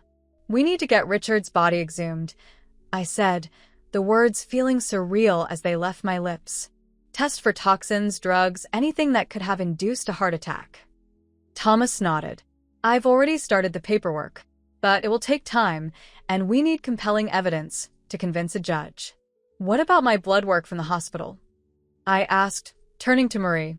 "Would there be any traces of poison still in my system?" Marie looked thoughtful. "It depends on the toxin and how long ago it was administered. Some leave traces for weeks or months, others metabolize quickly. We could request specific toxicology panels, but again, we need a reason to give the doctors." "Tell them I'm concerned about accidental poisoning from household chemicals," I suggested. "That would justify a broad spectrum of tests without raising red flags about potential homicide." Thomas looked impressed. "That could work. Marie, could you speak to Dr. Reynolds tomorrow about ordering those tests?" Marie nodded. "I'll suggest it came from observing potential symptoms now that you're home. Environmental causes would be a reasonable concern." "Good," I said, feeling a plan taking shape despite the horrifying circumstances. "Now, what about our original trap? Do we proceed as planned?" "With modifications," Thomas said. "Vanessa's reaction today suggests she knows we're onto the financial crimes. She'll be more cautious now, maybe even accelerating whatever exit strategy they've planned. The board meeting on Friday. I remembered. Edward is still trying to get himself appointed interim CEO. Yes, which would give him even greater access to company funds, Thomas confirmed. We need to stop that from happening. I'll attend the meeting, I said, determination filling me despite my physical weakness. In person. Let them try to vote Richard's brother in as CEO with his widow sitting right there. Thomas looked skeptical. Ellie, in your condition? My condition is improving, I interrupted. And I only need to be there long enough to make my presence known and call for a vote of no confidence in Edward. It's risky, Thomas said. Not just physically for you, but strategically. If we show our hand too soon, we're not showing everything, I assured him. Just enough to stop Edward's power grab while we continue gathering evidence about the more serious crimes. Thomas considered this, then nodded slowly. It could work. Your appearance alone would throw them off balance. And if we leak word that you're reviewing company finances, they might panic, I finished. Make mistakes. Give themselves away. Or accelerate their plans, Thomas warned. Possibly including whatever they did to Richard and attempted with you. I shuddered at the thought but pushed through the fear. Then we need to ensure I'm protected, and that the evidence Richard gathered is secure. I've made copies of everything, Thomas assured me. Digital and physical, stored in multiple secure locations. If anything happens to the originals, or to any of us, the evidence still goes to the authorities. A dead man's switch. Richard would have approved of the precaution. Marie, who had been monitoring my vitals throughout the conversation, stepped forward. Time's up, she said firmly. Your oxygen is dropping again, and you need to rest. I wanted to argue, to continue planning, but the exhaustion was overtaking me again, making my thoughts fuzzy and my eyelids heavy. Tomorrow, I conceded. We'll continue tomorrow. Thomas stood, squeezing my hand gently. Rest well, Ellie. I'll be here in the morning, and we'll finalize the strategy then. After he left, Marie adjusted my oxygen and administered another dose of medication through my 4. As I drifted toward sleep again, I found myself thinking of Richard, not as he had been in those final months, distant and secretive, but as the partner who had stood beside me for 35 years. Had he known what they were planning? Had he suspected the heart attack wasn't natural when it began?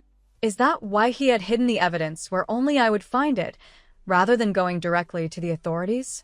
These questions followed me into uneasy dreams, where Richard tried to warn me but couldn't make himself heard, and I tried to reach him but couldn't bridge the distance between us. Morning came with renewed determination. Despite a night of interrupted sleep and troubling dreams, I felt stronger, more focused. The knowledge that we were dealing not just with theft but potentially with murder had crystallized my resolve. This wasn't just about money anymore. It was about justice for Richard and safety for our family. Amanda brought breakfast to my room. Toast and tea, simple but nourishing. She sat on the edge of my bed while I ate, filling me in on what had happened after Vanessa left the previous day. She went straight to Edward's hotel, Amanda said. They were there for over 3 hours along with Charlotte. Thomas had someone watching them. Smart, I said, impressed by Thomas's thoroughness. Did his person overhear anything? Amanda shook her head. They met in the hotel restaurant, then moved to Edward's suite. But they looked agitated, especially Edward. At one point, he was shouting so loudly the person in the next room complained to management. They're panicking, I said with satisfaction. Good. Scared people make mistakes. They're also dangerous, Amanda reminded me. If what Vanessa implied is true, if they really did harm Dad and try to harm you, then they're capable of much worse than we initially thought. I reached for her hand, squeezing it reassuringly. We'll be careful. Thomas has taken precautions, and now that we know what we're dealing with, we won't be caught off guard again. Amanda didn't look entirely convinced, but she managed a small smile. The security company is installing additional cameras today, she said. And Thomas has hired private security to monitor the property at night. Excellent, I said, though the need for such measures in my own home was deeply unsettling. What about Christopher? Has he been told anything? Just the minimum, Amanda confirmed. That there are concerns about the company finances and Edward's attempt to take control. Nothing about the potential crimes. I nodded, agreeing with the decision to shield my youngest from the worst possibilities until we had more concrete evidence. Christopher had always been closest to his father, and the suggestion that Richard's death might not have been natural would devastate him. "He's coming by this afternoon," Amanda added. "He's been worried sick about you, Mom. Seeing you home and recovering will mean the world to him." "I'll be on my best behavior," I promised. No talk of wills or embezzlement or board meetings. Just a normal visit with my son. Amanda smiled, more genuinely this time. I'm not sure any of us remembers what normal feels like anymore. After breakfast, Marie helped me bathe and change into fresh clothes, not my usual nightgown, but proper slacks and a cashmere sweater. If I was going to fight this battle, I needed to look like myself again, not like an invalid. The simple act of dressing was exhausting, but I refused to let Marie see how much it took out of me. By the time I was settled in an armchair by the bedroom window, I felt more human than I had in weeks, despite the nasal cannula still delivering oxygen and the four-port in my arm. Thomas arrived mid-morning, bringing news that simultaneously encouraged and alarmed me. "The police have agreed to examine the evidence we've gathered on the financial crimes," he said, settling into a chair across from me. "But they want more before they'll consider investigating Richard's death or your illness." "What kind of more are they looking for?" I asked. "Motive, opportunity, specific threats," Thomas listed. "The financial crimes provide motive, certainly, but we need to establish a clear connection to potential homicide." "Vanessa's threat to me," I pointed out. "Wasn't that specific enough?" "It was implied, not explicit," Thomas said. "And without witnesses or recording, it's your word against hers." Frustration coursed through me. "So they can get away with murder because they were careful about how they phrased their threats?" "Not necessarily," Thomas said, leaning forward. "I've arranged for toxicology tests on samples of your blood from the hospital. If they show anything suspicious, that would strengthen our case significantly." "And Richard?" I asked, my voice catching on my husband's name. "The exhumation request is proceeding, but slowly," Thomas admitted. "Without more concrete evidence, the court is reluctant to disturb a burial." I closed my eyes briefly, gathering my composure. "What about the board meeting tomorrow? Have you spoken to Warren Jenkins again?" "Yes, and he's concerned," Thomas said. "Edward has been lobbying board members individually, making a case for why he should be appointed interim CEO. He's gained some support, particularly from the newer members who didn't know Richard well." "How many votes does he have?" I asked, my mind already calculating strategies. 5, possibly 6 out of 12, Thomas said. "Not enough for a clear majority, but close. If he can sway one more member, then we need to make sure that doesn't happen," I said firmly. "I still plan to attend that meeting, Thomas." He looked ready to object, but must have seen the determination in my eyes. "If you're going, we need to prepare thoroughly," he said instead. "What you say, how you present yourself, even where you sit at the table, everything matters." "I want to arrive late," I said, an idea forming. "After Edward has begun his pitch, but before the vote. Maximum dramatic impact." Thomas smiled slightly, the first hint of humor I'd seen from him in days. "You always did have a flair for the theatrical, Ellie." "I learned from the best," I replied, thinking of Richard, who had understood the power of a well-timed entrance or a dramatic pause. Richard knew how to work a room, and so do I. We spent the next hour planning my appearance at the board meeting, down to the smallest detail. What I would wear, what I would say, how I would respond to various scenarios. Thomas was thorough, anticipating every possible reaction from Edward, from the board members, even from Charlotte, who would be present in her capacity as chief financial officer. By the time we finished, I was exhausted again but satisfied with our strategy. The board meeting would be just the opening salvo in what promised to be a protracted battle, but it was a critical one. Without control of the company, Edward and Charlotte would lose their access to the funds they had been systematically stealing. "Rest now," Thomas advised, gathering his notes. "Save your strength for tomorrow. It's going to be a challenging day." After he left, I remained in the armchair, looking out at the garden Richard had been so proud of. The roses were in bloom, their vibrant colors a stark contrast to the gray clouds gathering on the horizon. A storm was coming, both literally and figuratively. I closed my eyes, not to sleep, but to gather my strength. Tomorrow would require every ounce of resolve I possessed. Not just physical stamina, but the mental fortitude to face the people who had betrayed us, who had possibly killed my husband, who had tried to kill me. A soft knock at the door interrupted my thoughts. "Mom," Christopher's voice, tentative and concerned. "Come in, sweetheart," I called, my voice stronger than it had been the day before. My youngest son entered, his face lighting up when he saw me sitting up in the armchair rather than lying in bed. At 28, Christopher still had the open, vulnerable expression he'd had as a child, the one that had always made it impossible for me to stay angry with him for long. "Mom, you look—" He started, searching for the right words. "Like I've been through hell?" I suggested with a small smile. "Actually, better than I expected," he admitted, coming to kneel beside my chair. "When Amanda said you were home, I thought you'd be—" He trailed off, unable to articulate his fears. "I'm still fragile," I acknowledged, reaching out to touch his cheek. "But I'm improving every day, and being home makes all the difference." Christopher took my hand, his eyes scanning the oxygen cannula, the four-port, the monitors beside me. "Are you sure you should be out of the hospital? Amanda said something about you signing yourself out against medical advice." "Not exactly," I corrected gently. "Dr. Reynolds agreed to the discharge, albeit reluctantly. And I have Marie providing professional nursing care." I gestured toward the doorway, where Marie was discreetly checking on me while giving us privacy. Christopher didn't look entirely convinced. "It's just after losing Dad so suddenly, we couldn't bear to lose you too, Mom." The raw emotion in his voice touched me deeply. Of my 3 children, Christopher had been hit hardest by Richard's death. They had been exceptionally close, sharing a passion for architecture that had made Christopher follow in his father's footsteps professionally. "You're not going to lose me," I assured him firmly. "I'm a fighter, remember? Your father used to say I was too stubborn to die." Christopher smiled at the memory. "He did say that. Usually after you'd stayed up all night working on a presentation, or spent 3 days nursing one of us through the flu without sleeping." The mention of Richard brought a familiar ache, but also a renewed sense of purpose.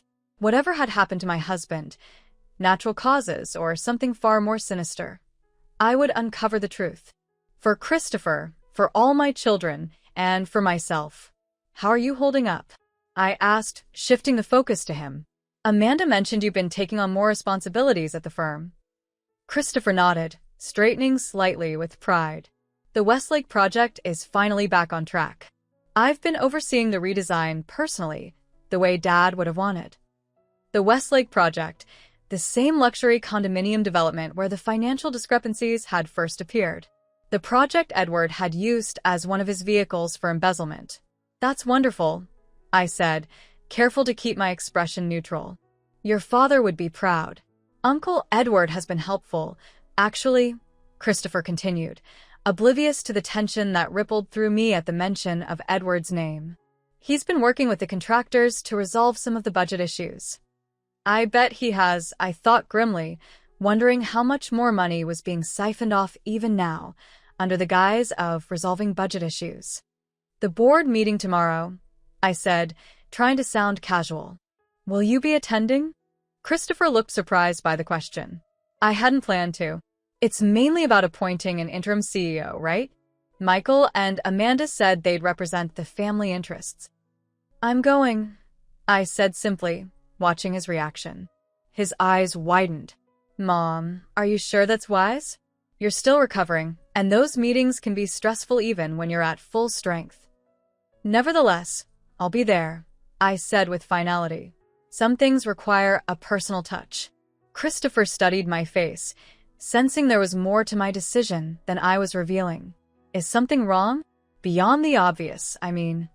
I hesitated, torn between protecting my youngest from painful truths and preparing him for what might come. "There are some concerns about the company finances," I finally said, choosing my words carefully. Discrepancies that your father was investigating before he died. What kind of discrepancies?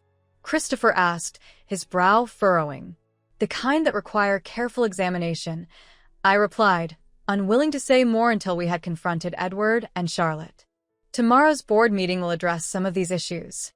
Christopher was silent for a moment, processing. Is that why Michael postponed the meeting? He said it was procedural, but he seemed tense. Perceptive, my youngest. Always had been. Yes, I admitted. We needed time to gather information. And does this have something to do with Uncle Edward trying to become CEO? He pressed, connecting dots I hadn't expected him to connect so quickly. I sighed, recognizing that partial truths would no longer suffice. Yes. We have reason to believe Edward may have been involved in financial improprieties at the company. Serious ones. Christopher's expression shifted from concern to shock. You mean stealing? Uncle Edward. The evidence suggests so, I confirmed, along with others. Who? He demanded, his voice hardening. Who else is involved? I hesitated again, then decided he deserved to know. Charlotte Watson and Vanessa Carlyle. Charlotte, Christopher echoed, clearly stunned. But she's been with the company forever. She was at my graduation, my first art show. She's practically family. I know, I said softly, the betrayal still fresh and painful for me as well. That's what makes it worse. And that woman, Christopher continued, not bothering to hide his contempt for Vanessa. I never trusted her. The way she latched onto Dad, the way she started showing up at family events like she belonged there. His anger was palpable, and I felt a surge of maternal pride. Christopher might be my gentlest child, but he had a strong moral compass and fierce loyalty to family. There's more, I said, deciding he should be prepared for what might emerge at tomorrow's meeting. We believe the financial crimes may be connected to your father's death. Christopher went completely still, his face draining of color. What are you saying, Mom? That Dad didn't die of a heart attack. We don't know for certain, I cautioned, regretting having to burden him with this suspicion. But the timing was convenient for those involved in the embezzlement. Richard was closing in on them, gathering evidence. Murder? Christopher whispered, the word falling between us like a stone. You think they murdered Dad? It's a possibility we're investigating, I said, reaching for his hand again. And there's evidence that my illness may not have been natural either. Christopher stood abruptly, pacing the room with agitated energy. This is insane. We have to go to the police. Now. Today. We're working with the authorities, I assured him. But we need more concrete evidence before they can take action on the most serious allegations. That's part of what tomorrow's meeting is about, forcing their hand, making them reveal themselves. He turned to face me, his expression torn between anger and fear. It's too dangerous, Mom. If they really did what you're suggesting, if they killed Dad and tried to kill you, then confronting them publicly is too risky. We'll have security present, I said, and witnesses. They won't try anything in a room full of board members. Christopher didn't look convinced. Let Michael and Amanda handle it. Or Thomas. You don't have to be there personally. Yes, I do, I said firmly. I'm still the majority shareholder. I'm still your father's widow. My presence sends a message that can't be conveyed any other way. He recognized the resolution in my voice, the same tone I'd used when he was younger, and arguing about curfews or college choices. Some battles couldn't be won against Eleanor Blackwood. Then I'm coming too, he said, equally resolute. If you're going to face them, you're not doing it without all three of your children beside you. I smiled, touched by his protectiveness. I'd welcome your support, I said simply. Christopher nodded, then sat down again, his expression serious. Tell me everything, he said. I want to know exactly what we're walking into tomorrow. For the next hour, I filled him in on what we had discovered, the embezzlement scheme, the forged will, the connections to the Reeves family, Vanessa's implied threat. He listened without interrupting, his face growing harder with each revelation. All this time, he said when I finished, while Dad was being buried, while you were fighting for your life in the hospital, They were stealing from us, planning to take everything. Not everything, I corrected him. They could never take what matters most: our family, our memories, the legacy your father built that lives on in you and your siblings.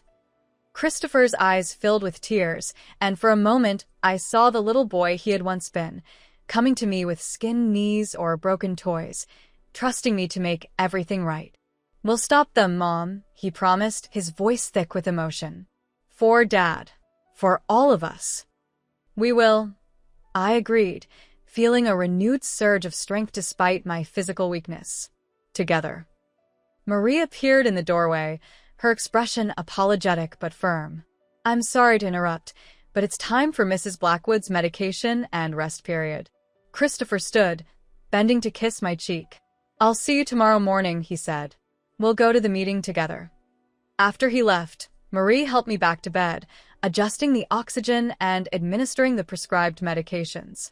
"You're pushing yourself very hard," she observed, checking my vitals. "These conversations are taxing your system." "Necessary conversations," I countered, though I couldn't deny the exhaustion that had settled into my bones. "Tomorrow will be even more taxing." Marie's expression was professionally neutral, but I could sense her concern. "Is there any way I can talk you out of attending this meeting?" she asked. "None whatsoever," I replied with a small smile. "But you're welcome to accompany me, if Dr. Reynolds will allow it." "Oh, I'll be there," she said firmly. "Someone needs to monitor your condition and intervene, if necessary.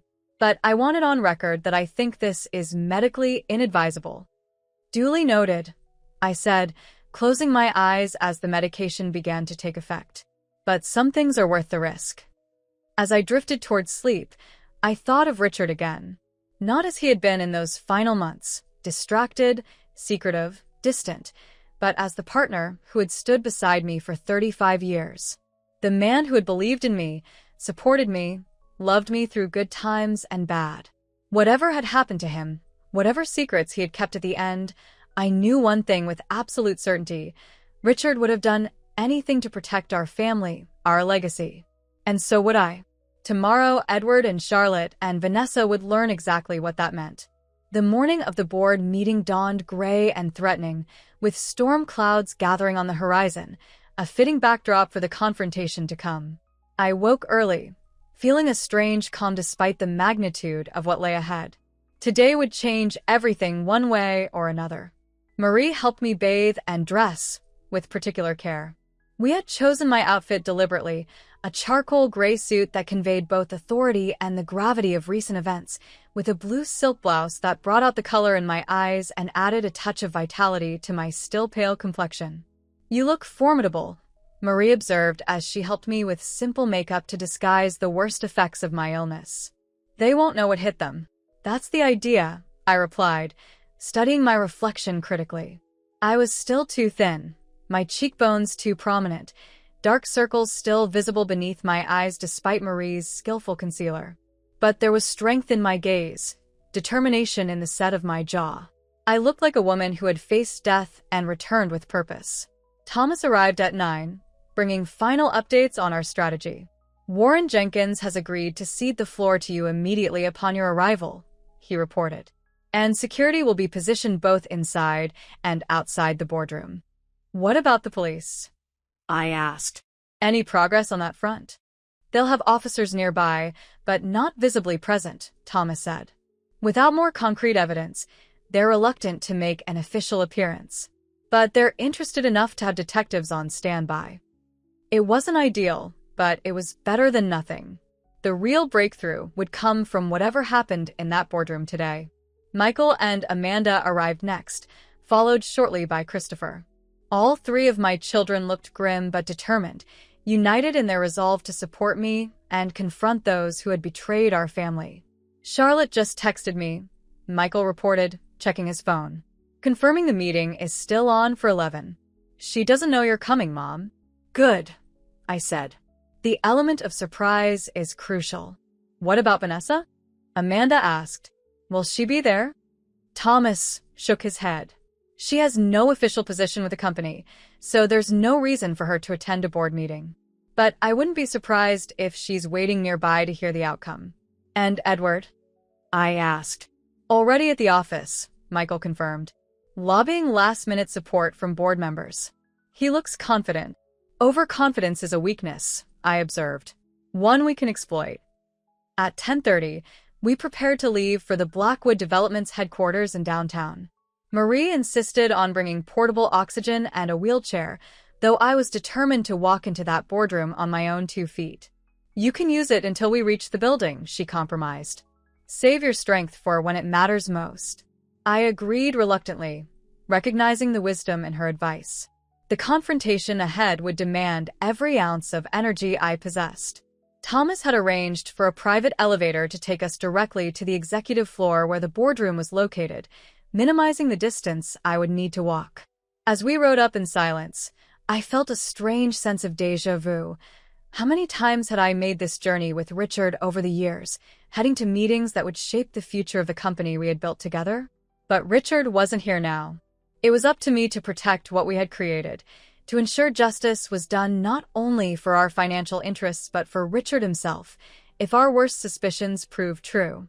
The elevator doors opened onto the familiar executive floor. I could hear voices from the boardroom down the hall. The meeting had already begun, right on schedule. Perfect. Michael and Christopher helped me stand, one on each side, while Amanda took the wheelchair from Marie and folded it discreetly. Thomas checked his watch, then nodded to me. "Ready?" he asked quietly. I straightened my shoulders, lifted my chin, and took a deep breath. Ready. The walk down the hallway seemed both endless and too brief, each step an effort, yet bringing me closer to the moment I had been preparing for since waking in that hospital bed. Marie stayed close behind me, monitoring my condition without being obvious about it. My children flanked me protectively, their presence giving me strength beyond my physical capabilities. As we approached the boardroom, I could hear Edward's voice clearly through the partially open door. "Unstable leadership at a critical time," he was saying, his tone smooth and reasonable. "With Richard gone and Eleanor still seriously ill, the company needs decisive action to maintain market position and investor confidence." It was a good pitch, I had to admit. Playing on fears of instability, positioning himself as the stable alternative. If I had known what I now knew, I might even have found his argument persuasive. Thomas stepped forward, opening the door fully. "I believe the current leadership would like to address that concern," he announced clearly, stepping aside to reveal me standing in the doorway. The reaction was everything I could have hoped for. 12 faces turned toward me, expressions ranging from shock to confusion to, in Edward's case, barely concealed alarm. Eleanor. Warren Jenkins, the board chairman, recovered first. "We had no idea you were well enough to join us. Please come in." I walked into the room slowly but steadily, refusing to show any weakness. My children entered behind me, with Thomas and Marie completing our entourage. Edward remained frozen at the head of the table, where he had been presenting his case for appointment as CEO. His face had gone pale, his confident posture suddenly rigid with tension. "Please continue, Edward," I said, my voice carrying clearly despite its still raspy quality. "You were explaining why the company needs new leadership in my absence. I'm quite interested in your reasoning." Murmurs rippled around the table as board members processed my unexpected appearance and the edge in my voice. Edward recovered quickly, pasting on a concerned smile. "Eleanor, what a wonderful surprise," he said, stepping toward me with arms outstretched as if to embrace me. "We've all been so worried. But should you really be here in your condition?" I sidestepped his attempted embrace, moving toward the empty chair at the opposite end of the table, Richard's chair, where he had presided over countless meetings as CEO. "My condition is improving daily," I said coolly. "Enough that I felt it necessary to address some concerns that have recently come to my attention." Edward's smile faltered slightly. "Concerns? About the company? I assure you everything is under control. That's why I've been suggesting a temporary leadership arrangement until you're fully recovered." "How thoughtful," I replied, the irony clear in my tone. "But before we discuss any change in leadership, I believe the board should be aware of certain financial irregularities that have come to light." The atmosphere in the room shifted perceptibly. Board members straightened in their chairs, expressions growing serious. In the corner of my vision, I saw Charlotte Watson, seated midway down the table with her financial reports spread before her, go completely still. "What kind of irregularities?" Warren Jenkins asked, frowning. I nodded to Thomas, who distributed folders to each board member. Discrepancies in project budgets, unauthorized wire transfers, shell companies receiving substantial payments for non-existent services, I said as they opened the folders. All documented in the materials before you. The room fell silent as board members began reviewing the evidence Thomas had compiled. Charts showing money flowing from company accounts to offshore entities. Emails discussing alternative revenue streams. Fake invoices for services never rendered. Edward remained standing, his complexion now ashen. This is some kind of mistake," he stammered. "Charlotte, explain to the board that these allegations are unfounded." All eyes turned to Charlotte, who sat frozen, her usual professional composure shattered. I can't," she began, then stopped, looking desperately at Edward. "Can't explain?" I prompted. "Or can't continue lying to cover up what you've both been doing?" "Eleanor, you're not well," Edward said, trying a new tack. "The medications, the trauma of Richard's death, and your own illness, they've affected your judgment. These accusations are delusional. It was the wrong approach." Several board members frowned at his attempt to dismiss me as mentally unbalanced. "My judgment is perfectly sound," I said calmly, "as are the financial records, bank statements, and sworn affidavits in those folders. My husband discovered what you were doing, Edward. He was building a case against you and Charlotte before he died." A murmur went through the room at this revelation. Warren Jenkins looked up from the folder, his expression grave. "These documents suggest embezzlement on a massive scale," he said. "Over $15 million in the past 18 months alone." "That's absurd," Edward protested, but his voice lacked conviction. "This is a misunderstanding, a misinterpretation of routine financial transactions." "Routine transactions through shell companies in the Cayman Islands?" Michael asked skeptically. "With no deliverables, no contracts, no services rendered?" Charlotte suddenly stood, her chair scraping loudly against the floor. "I need to excuse me," she mumbled, making for the door. "Security is outside, Ms. Watson," Thomas said calmly. "I suggest you remain for the duration of this meeting." Charlotte froze, then slowly returned to her seat, her eyes downcast, defeat written in every line of her body. Edward, however, was not ready to surrender. "This is a witch hunt," he declared, looking around the table for support. "An attempt to distract from the real issue, the company's need for stable leadership. If there are financial questions, by all means, let's investigate. But that doesn't change the fact that Blackwood Developments needs a CEO who is present and capable." "I couldn't agree more," I said, seizing the opening. "Which is why, as majority shareholder, I am formally appointing Michael Blackwood as interim CEO, effective immediately." Edward's face contorted with anger. "You can't do that without board approval," he snapped. "Actually, she can," Thomas interjected. "The corporate bylaws, which Richard wrote, specifically grant the majority shareholder emergency appointment powers in situations involving potential malfeasance by company officers." Several board members nodded, familiar with this provision.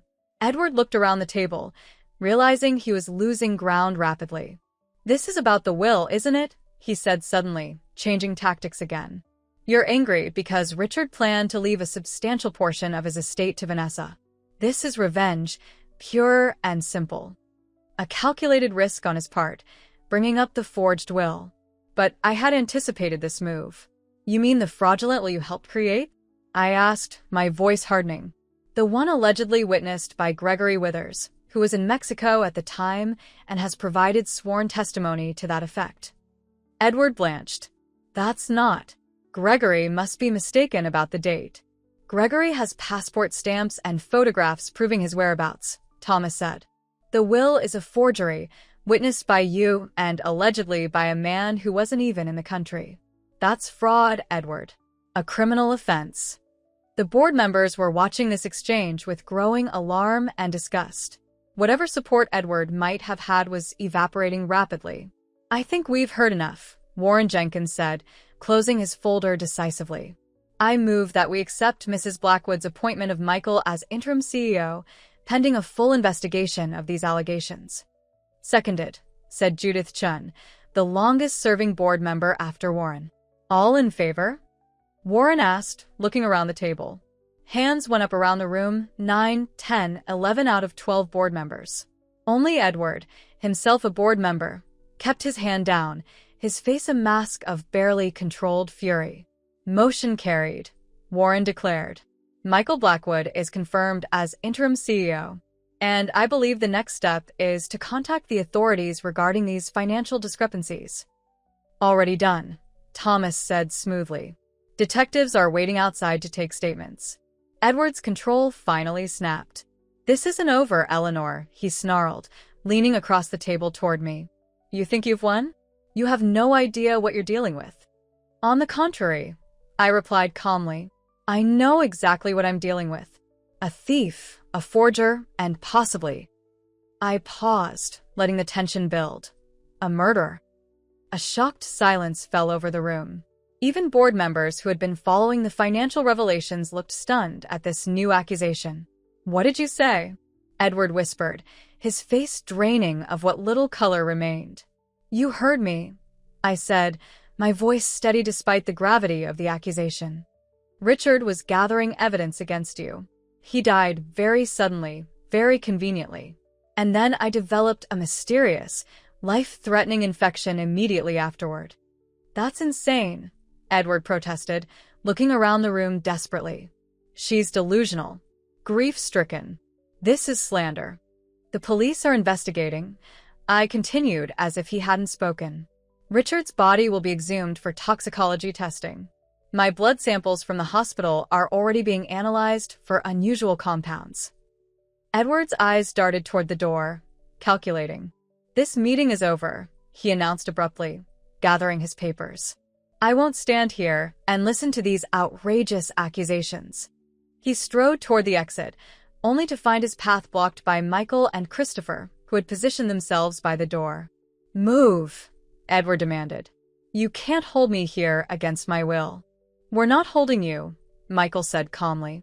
"But the police outside might have some questions before you leave." As if on cue, the boardroom door opened, revealing 2 plainclothes detectives who had been waiting in the reception area. "Edward Blackwood?" one of them asked. "We'd like to speak with you about some financial discrepancies at Blackwood Developments." "And Charlotte Watson," the other detective added, looking past Edward to where Charlotte sat, had bowed in defeat. "I have nothing to say without my lawyer present," Edward declared, drawing himself up with whatever dignity he could muster. "That's your right," the first detective acknowledged. "But we'll need you to come with us to answer some questions." As the detectives led Edward and Charlotte from the room, he turned back for one final glare in my direction. "This isn't over, Eleanor," he repeated, his voice low and menacing. "Not by a long shot." "For you it is," I replied with quiet certainty. "For Richard's sake, and for this company, I'll make sure of it." After they were gone, the boardroom erupted in confused conversations as board members tried to process everything they had witnessed. Warren Jenkins called for order, then suggested adjourning the meeting to allow everyone time to digest the revelations. "We'll reconvene next week," he announced. "By then, we should have more information about the extent of the financial damage and the legal proceedings." As the board members filed out, many stopped to express their shock and sympathy. Judith Chun, who had known Richard and me the longest, clasped my hand tightly. "Richard would be proud," she said simply. "You always were the backbone of this company, Eleanor, even when you stayed in the background." When the last board member had left, I finally allowed myself to feel the exhaustion that had been building throughout the confrontation. Marie was at my side immediately, checking my pulse and oxygen levels. "We need to get you home," she said firmly. "You've pushed yourself far beyond what's medically advisable." I nodded, too tired to argue. The adrenaline that had carried me through the meeting was ebbing, leaving me drained and shaky. It went better than I expected, Thomas observed as Michael brought the wheelchair forward. Edward completely lost control, which only reinforced the credibility of our accusations. "What happens now?" Amanda asked, her arms supportive around my shoulders as I eased into the wheelchair. "The police will question Edward and Charlotte," Thomas explained. "They'll execute search warrants for financial records, emails, phone logs. And they'll begin investigating the more serious allegations regarding Richard's death and your mother's illness." "And Vanessa?" Christopher asked, his voice hard with anger. "What about her?" "The police will be looking for her as well," Thomas assured him. "Given her implied threats to your mother and her connection to both Edward and the Reeves family, she's a person of interest in multiple aspects of the investigation." As we made our way back to the elevator, I felt a complex mixture of emotions: relief that the first confrontation was behind us, satisfaction at Edward's and Charlotte's downfall, grief for Richard and the betrayals he had uncovered, and a bone-deep weariness that transcended physical exhaustion. But beneath it all was a sense of rightness, of justice beginning to unfold. We hadn't won the war yet. There would be legal battles ahead, investigations to complete, possibly criminal trials to endure. But we had won this crucial first battle, and in doing so, had honored Richard's memory and protected the legacy he had built for our children. That was enough for today. Tomorrow would bring new challenges, but I would face them with the same determination that had carried me through this confrontation. Not just for myself, but for Richard, for our children, for everything we had built together over 35 years of partnership. As the elevator doors closed, taking us away from the boardroom where so much had changed in a single hour, I closed my eyes briefly, sending a silent message to wherever Richard might be. "We did it, my love. We did it." The aftermath unfolded more dramatically than even I had anticipated.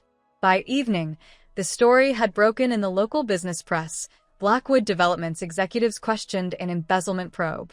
By the next morning, it had expanded to include the forgery allegations and hints of more serious crimes under investigation. I watched the coverage from my bedroom, where Marie had insisted I remain for 24 hours of complete rest following the board meeting confrontation.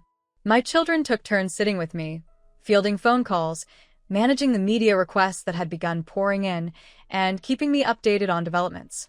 "Edward's been formally charged with embezzlement and fraud," Michael reported, returning from a call with Thomas. "Charlotte, too. They're both being held on million-dollar bonds." "And Vanessa?" I asked. Michael's expression darkened. "Still missing. She never returned to her apartment after leaving Edward's hotel. Police are searching for her." That was concerning. Vanessa loose, possibly desperate, with nothing left to lose. It made me uneasy. But the security system Thomas had installed was state-of-the-art, and we had private guards patrolling the property. She couldn't reach us here.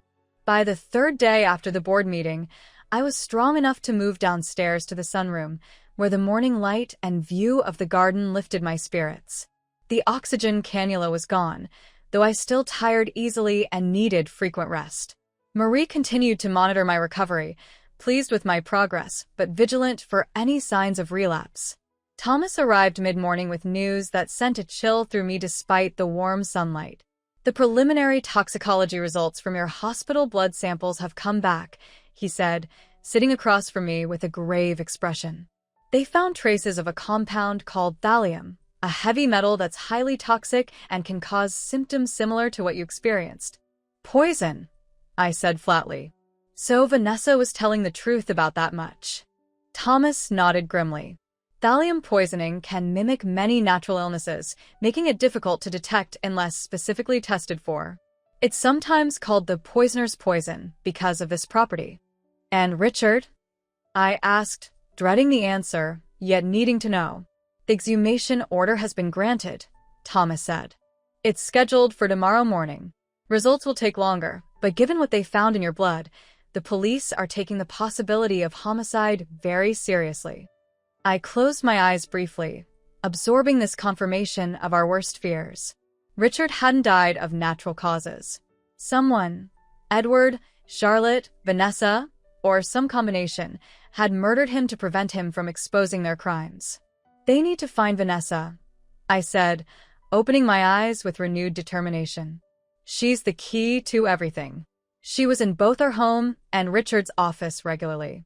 She had the opportunity to administer poison to both of us. The police have issued an all-points bulletin, Thomas assured me. Her photo is being circulated to airports, bus stations, border crossings. She won't get far. But Vanessa was clever and resourceful. She had planned this scheme for months, maybe longer. I couldn't shake the feeling that she had prepared an escape route long ago, just in case everything fell apart. That evening, as twilight settled over the garden, I sat alone in the sunroom, watching the shadows lengthen across the lawn. The house was quiet. Michael had taken Marie home after her shift ended, Amanda was picking up dinner, and Christopher was upstairs showering after spending the afternoon working in Richard's study, organizing his father's papers. The soft chime of my phone broke the silence. A text message from an unknown number. I opened it, and my blood froze. You should have died in that hospital bed.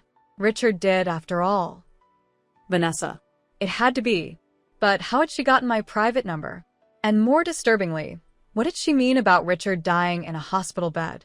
He had collapsed on the golf course and been pronounced dead at the scene. Unless that wasn't the full story. I was still staring at the message when another came through from the same unknown number. Check the safe in his office. The combination is your wedding anniversary. You'll find the truth. My heart racing, I struggled to my feet. Richard's office safe, a small wall safe behind his collection of architectural books. I had assumed Thomas and the children had already checked it during their search for evidence. But if they had used the wrong combination, I made my way slowly through the house to Richard's study, grateful that my strength was returning enough to manage without assistance. The room was exactly as Richard had left it, his reading glasses still on the desk, his favorite pen in its holder, his chair pushed back at precisely the angle he preferred. The bookshelf that concealed the safe covered most of one wall. I ran my fingers along the spines until I found the release mechanism hidden behind a first edition Frank Lloyd Wright biography. The false panel swung open, revealing the small digital safe recessed into the wall. Our wedding anniversary. I punched in the numbers. 0-6-1-5-8-6. June 15th, 1986. The day we had promised to love and cherish each other until death did us part. The safe beeped, and the door swung open. Inside was a single item, a sealed envelope with my name written on it in Richard's distinctive handwriting. My hands trembling, I removed it and returned to the leather armchair behind his desk. For long moments, I simply held the envelope, tracing my finger over my name in Richard's handwriting. This was his final communication to me, words he had written knowing they might be read only after his death. Finally, I broke the seal and removed several pages of Richard's personal stationery. His handwriting, normally so precise and architectural, was shaky in places, as if he had been writing under duress or illness. My dearest Ellie, the letter began. If you're reading this, then my worst fears have been realized. I am gone, and you are searching for answers. I pray you are well and safe as you read these words, though I fear that may not be the case. A chill ran through me as I continued reading. For the past 6 months, I have been investigating financial discrepancies in the company. What began as routine budget reviews revealed something far more sinister, a systematic theft orchestrated by those we trusted most. Edward, my own brother, working with Charlotte to siphon millions from our projects. But the betrayal runs deeper than money. I paused, taking a steadying breath before continuing. 3 months ago, I began experiencing strange symptoms, dizziness, nausea, heart palpitations.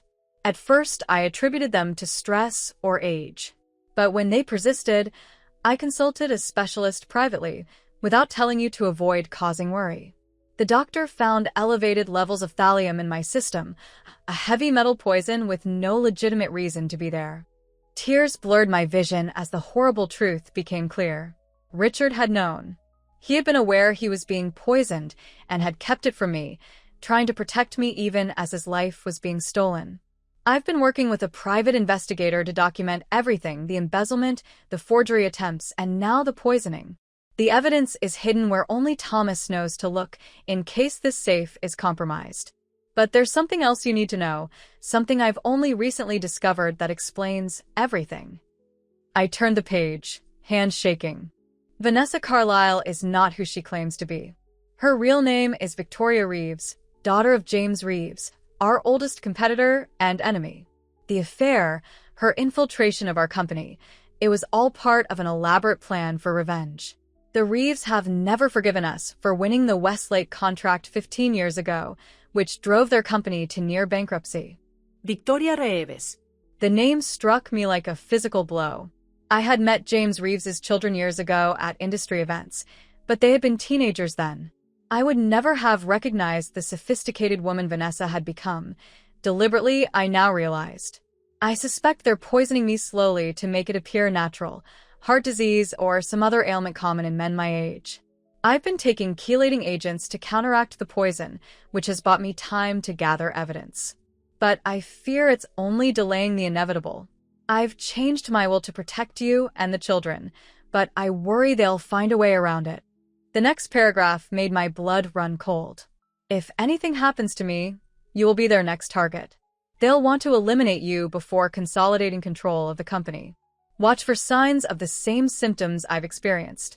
Trust no one except Thomas, Michael, Amanda, and Christopher. Especially be wary of any food or drink handled by Vanessa, Edward, or Charlotte. Too late, I thought bitterly. I had already been poisoned, had nearly died. But Richard's warning had come to me anyway, through the evidence he'd gathered and the trap we'd set. I'm sorry, my love, for keeping this from you. I thought I could handle it alone, protect you from this ugliness. That was my mistake.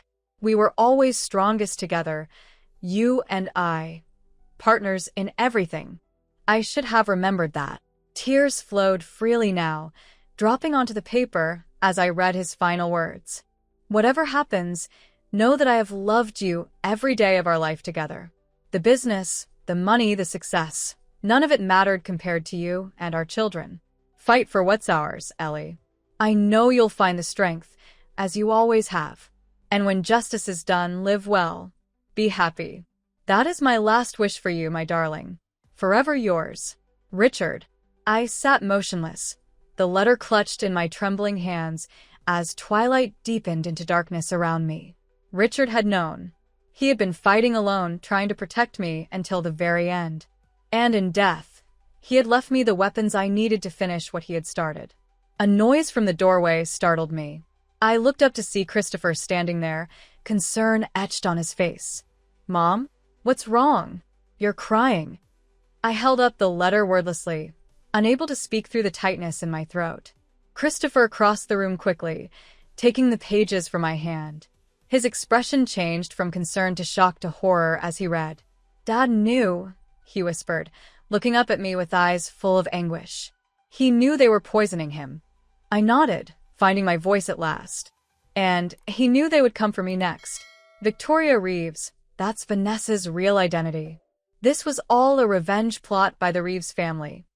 Christopher sank into the chair opposite me, still holding the letter. We have to call Thomas. And the police. This changes everything.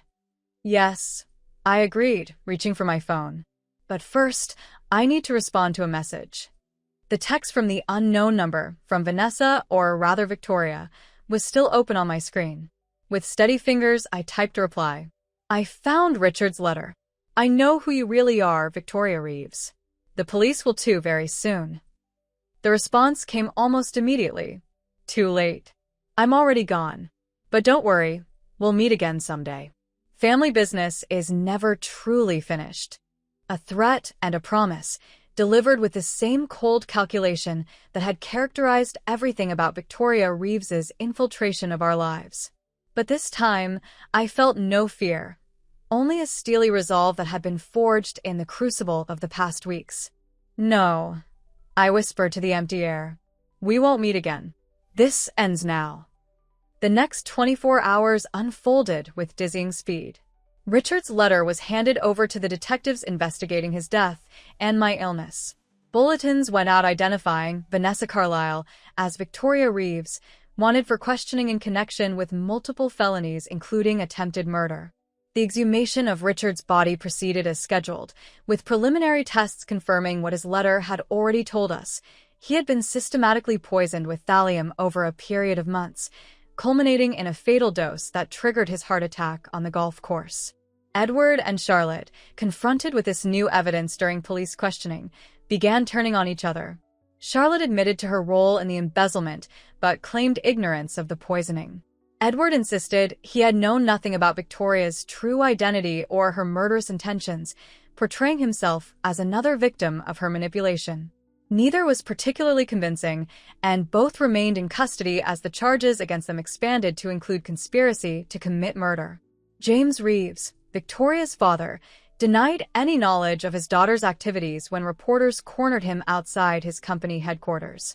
But his evasive answers and hasty retreat to a waiting car spoke volumes about his probable involvement. Through it all, I remained at home, regaining my strength day by day while the investigation proceeded. Marie continued to monitor my recovery, pleased with my progress, but cautioning me against overexertion. My children took turns staying at the house, none of us quite comfortable with the idea of me being alone while Victoria Reeves remained at large. A week after finding Richard's letter, I was sitting in the garden with Amanda when Thomas arrived with news. "They've found her," he announced without preamble. Victoria Reeves was apprehended trying to cross into Canada with a false passport. She's being extradited back to face charges. Relief washed over me, followed by a grim satisfaction. "Will she talk?" I asked. "Implicate her father, Edward, Charlotte?" "The prosecutor believes she will," Thomas said, settling into a chair beside me. "They're offering a deal, reduced charges in exchange for full cooperation against all co-conspirators, including her father." "Will you accept that?" Amanda asked, her voice hard with anger. "After what she did to Dad?" "To you." I considered the question carefully. Part of me wanted Victoria to face the harshest possible punishment for her crimes. She had orchestrated Richard's murder, had nearly killed me, had planned to destroy everything we had built. But another part of me recognized that her testimony could be crucial to bringing down everyone involved in the conspiracy, including James Reeves, who had likely been the architect of the entire scheme. "Justice takes many forms," I finally said. "If her cooperation means holding everyone accountable, including her father, then yes, I can accept a plea deal." Thomas nodded approvingly. "That's what I told the prosecutor you'd say. Victoria will serve prison time regardless. The question is how much, and in exchange for what information." "What about the company?" Amanda asked, changing the subject. "The board meeting is tomorrow. They'll be expecting updates on everything." "Michael has prepared a full report," Thomas assured her. "The financial damage from the embezzlement is substantial, but not catastrophic. With proper management and transparency, Blackwood Developments can recover." "And the succession plan?" I asked, thinking of Richard's wish that our children carry on his legacy. "Michael has agreed to continue as CEO for the time being," Thomas said, "with Amanda overseeing legal and compliance to ensure nothing like this can happen again, and Christopher taking charge of the Westlake project and future architectural development." I smiled, feeling a weight lift from my shoulders. This was what Richard would have wanted. Our children working together, each contributing their unique strengths to the company we had built. "And you, Mom?" Amanda asked gently. "What role do you want going forward?" It was a question I had been pondering during my recovery. For 35 years, Blackwood Developments had been the center of my life alongside Richard and our family. But now, facing a future without him, I found myself reconsidering what I wanted for my remaining years. Board chair, I decided. Advising when asked, but not involved in day-to-day operations. It's time for the next generation to lead. Amanda looked surprised. "Are you sure? You've always been so involved." "I'm sure," I said, surprising myself with the certainty I felt. "There's more to life than business, Amanda. Your father's death and my own brush with mortality have made that very clear to me." Thomas smiled, understanding in his eyes. "Richard would approve, I think. He always said you worked too hard, deserved more time for yourself." "What will you do?" Amanda asked, clearly trying to imagine me without the company as my primary focus. I looked out at the garden Richard had loved so much, at the roses coming into their summer glory, at the graceful Japanese maple he had planted on our 25th anniversary. Live, I said simply. Travel. Spend time with my grandchildren. Maybe write that book Richard was always encouraging me to start. And make sure his legacy, our legacy, continues through all of you. As the sun warmed my face and a gentle breeze stirred the roses, I felt Richard's presence more strongly than I had since his death. Not in grief or sorrow, but in the certainty that he would have understood and approved of my choice. We had built something lasting together, not just a business empire, but a family strong enough to weather even the darkest betrayals. There's one more thing, Thomas said, interrupting my thoughts. The prosecutor asked if you would be willing to meet with Victoria before the plea deal is finalized. Apparently, she's been asking to speak with you. Amanda's reaction was immediate and vehement. Absolutely not. That woman poisoned Dad and nearly killed you. She doesn't deserve a moment of your time.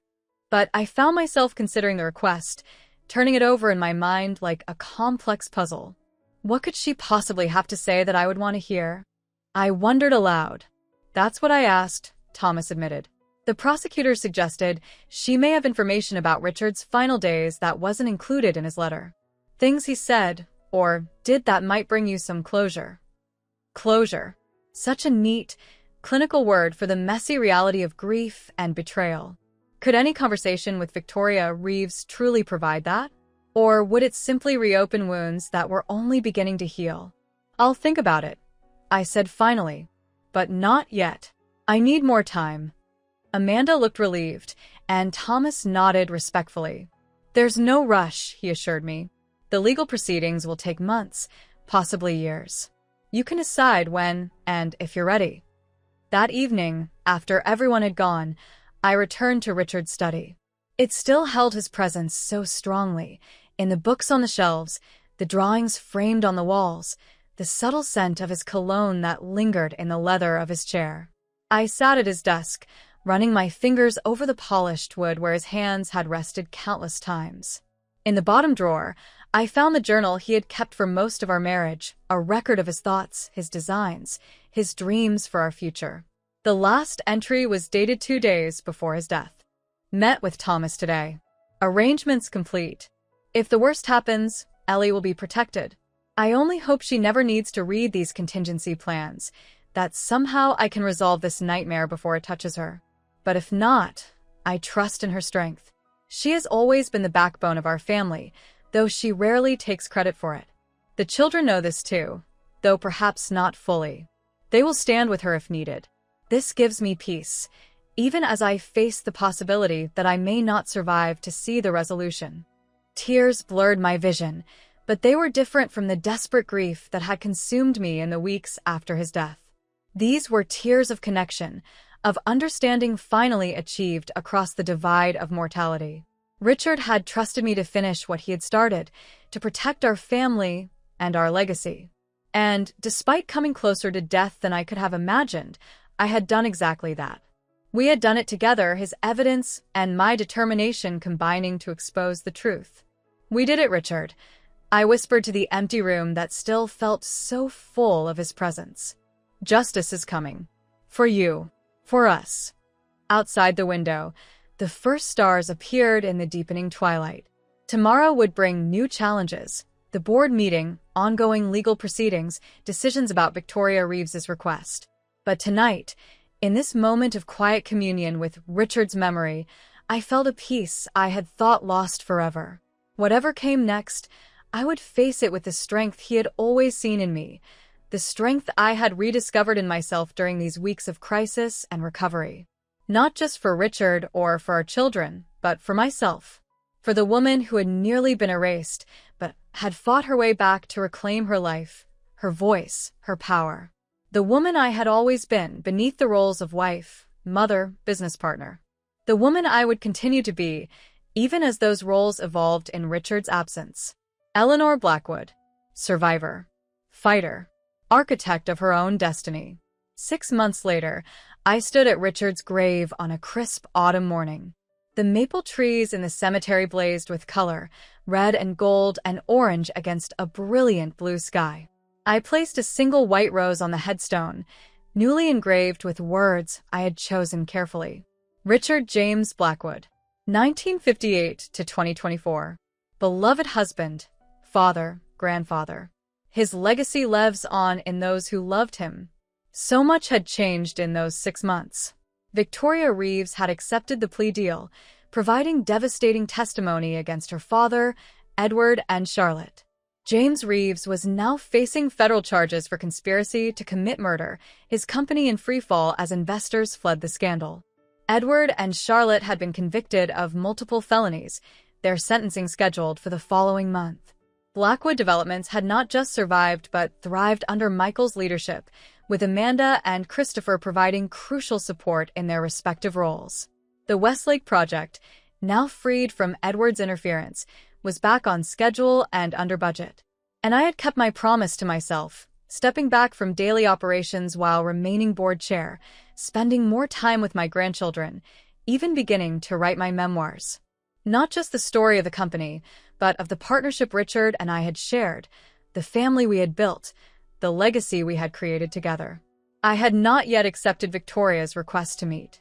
Perhaps I never would. Some wounds were too deep, some betrayals too profound for simple conversation to address. But I had found my own path to healing, through justice, through family, through reclaiming the life that had nearly been stolen from me. "It's been 6 months, Richard," I said softly to the headstone. 6 months since we found the truth. Since justice began. It's not complete yet, but it's coming. I promise you that. A gentle breeze stirred the fallen leaves around the grave, almost like a response. I smiled, imagining what Richard would say if he could see us now. Michael confidently leading board meetings, Amanda revolutionizing the company's legal compliance, Christopher bringing his own artistic vision to the projects Richard had begun. "They're amazing, our children," I continued. "Everything you hoped they would be. Everything we raised them to be. Strong, principled, united. Even in the darkest moments, they never wavered." I sat on the bench beside the grave, enjoying the autumn sunshine on my face. My health had returned fully, the poison finally purged from my system. Though the experience had left its mark in subtle ways, a new appreciation for each day, a deeper connection with my family, a clearer sense of what truly mattered. "I miss you every day," I told Richard's headstone. "But I'm living, just as you wanted. Finding joy again, even amidst the grief. Finding purpose beyond what we built together." From my purse, I took a small envelope, the response to a letter I had written weeks earlier. The contents had arrived that morning, and I had come immediately to share them with Richard. "The Richard Blackwood Foundation has been approved," I said, unfolding the official letter. "A scholarship fund for aspiring architects from disadvantaged backgrounds. 5 students will receive full scholarships next fall, with mentoring from Christopher and internships at the company." It was a fitting tribute to the man who had started with nothing but talent and determination, who had built a life and a legacy that transcended the buildings he had designed. A way to extend that legacy into future generations, to create opportunities for others with the same dreams Richard had once harbored. "Victoria's sentencing is next week," I continued, shifting to the news I knew Richard would want to hear. "The prosecutor believes she'll receive 20 years, with possibility of parole after 15. Not enough for what she took from us, but justice of a kind." I had decided, after much soul-searching, not to meet with her before the sentencing. Whatever she might have to say about Richard's final days, whatever closure she claimed to offer, would come filtered through her own self-interest and manipulation. I preferred to keep my memories of Richard untainted by her perspective. "Edward and Charlotte will likely receive 15 years each," I added. "Less than Victoria because they weren't directly involved in the poisoning," according to her testimony. James Reeves's trial begins next month.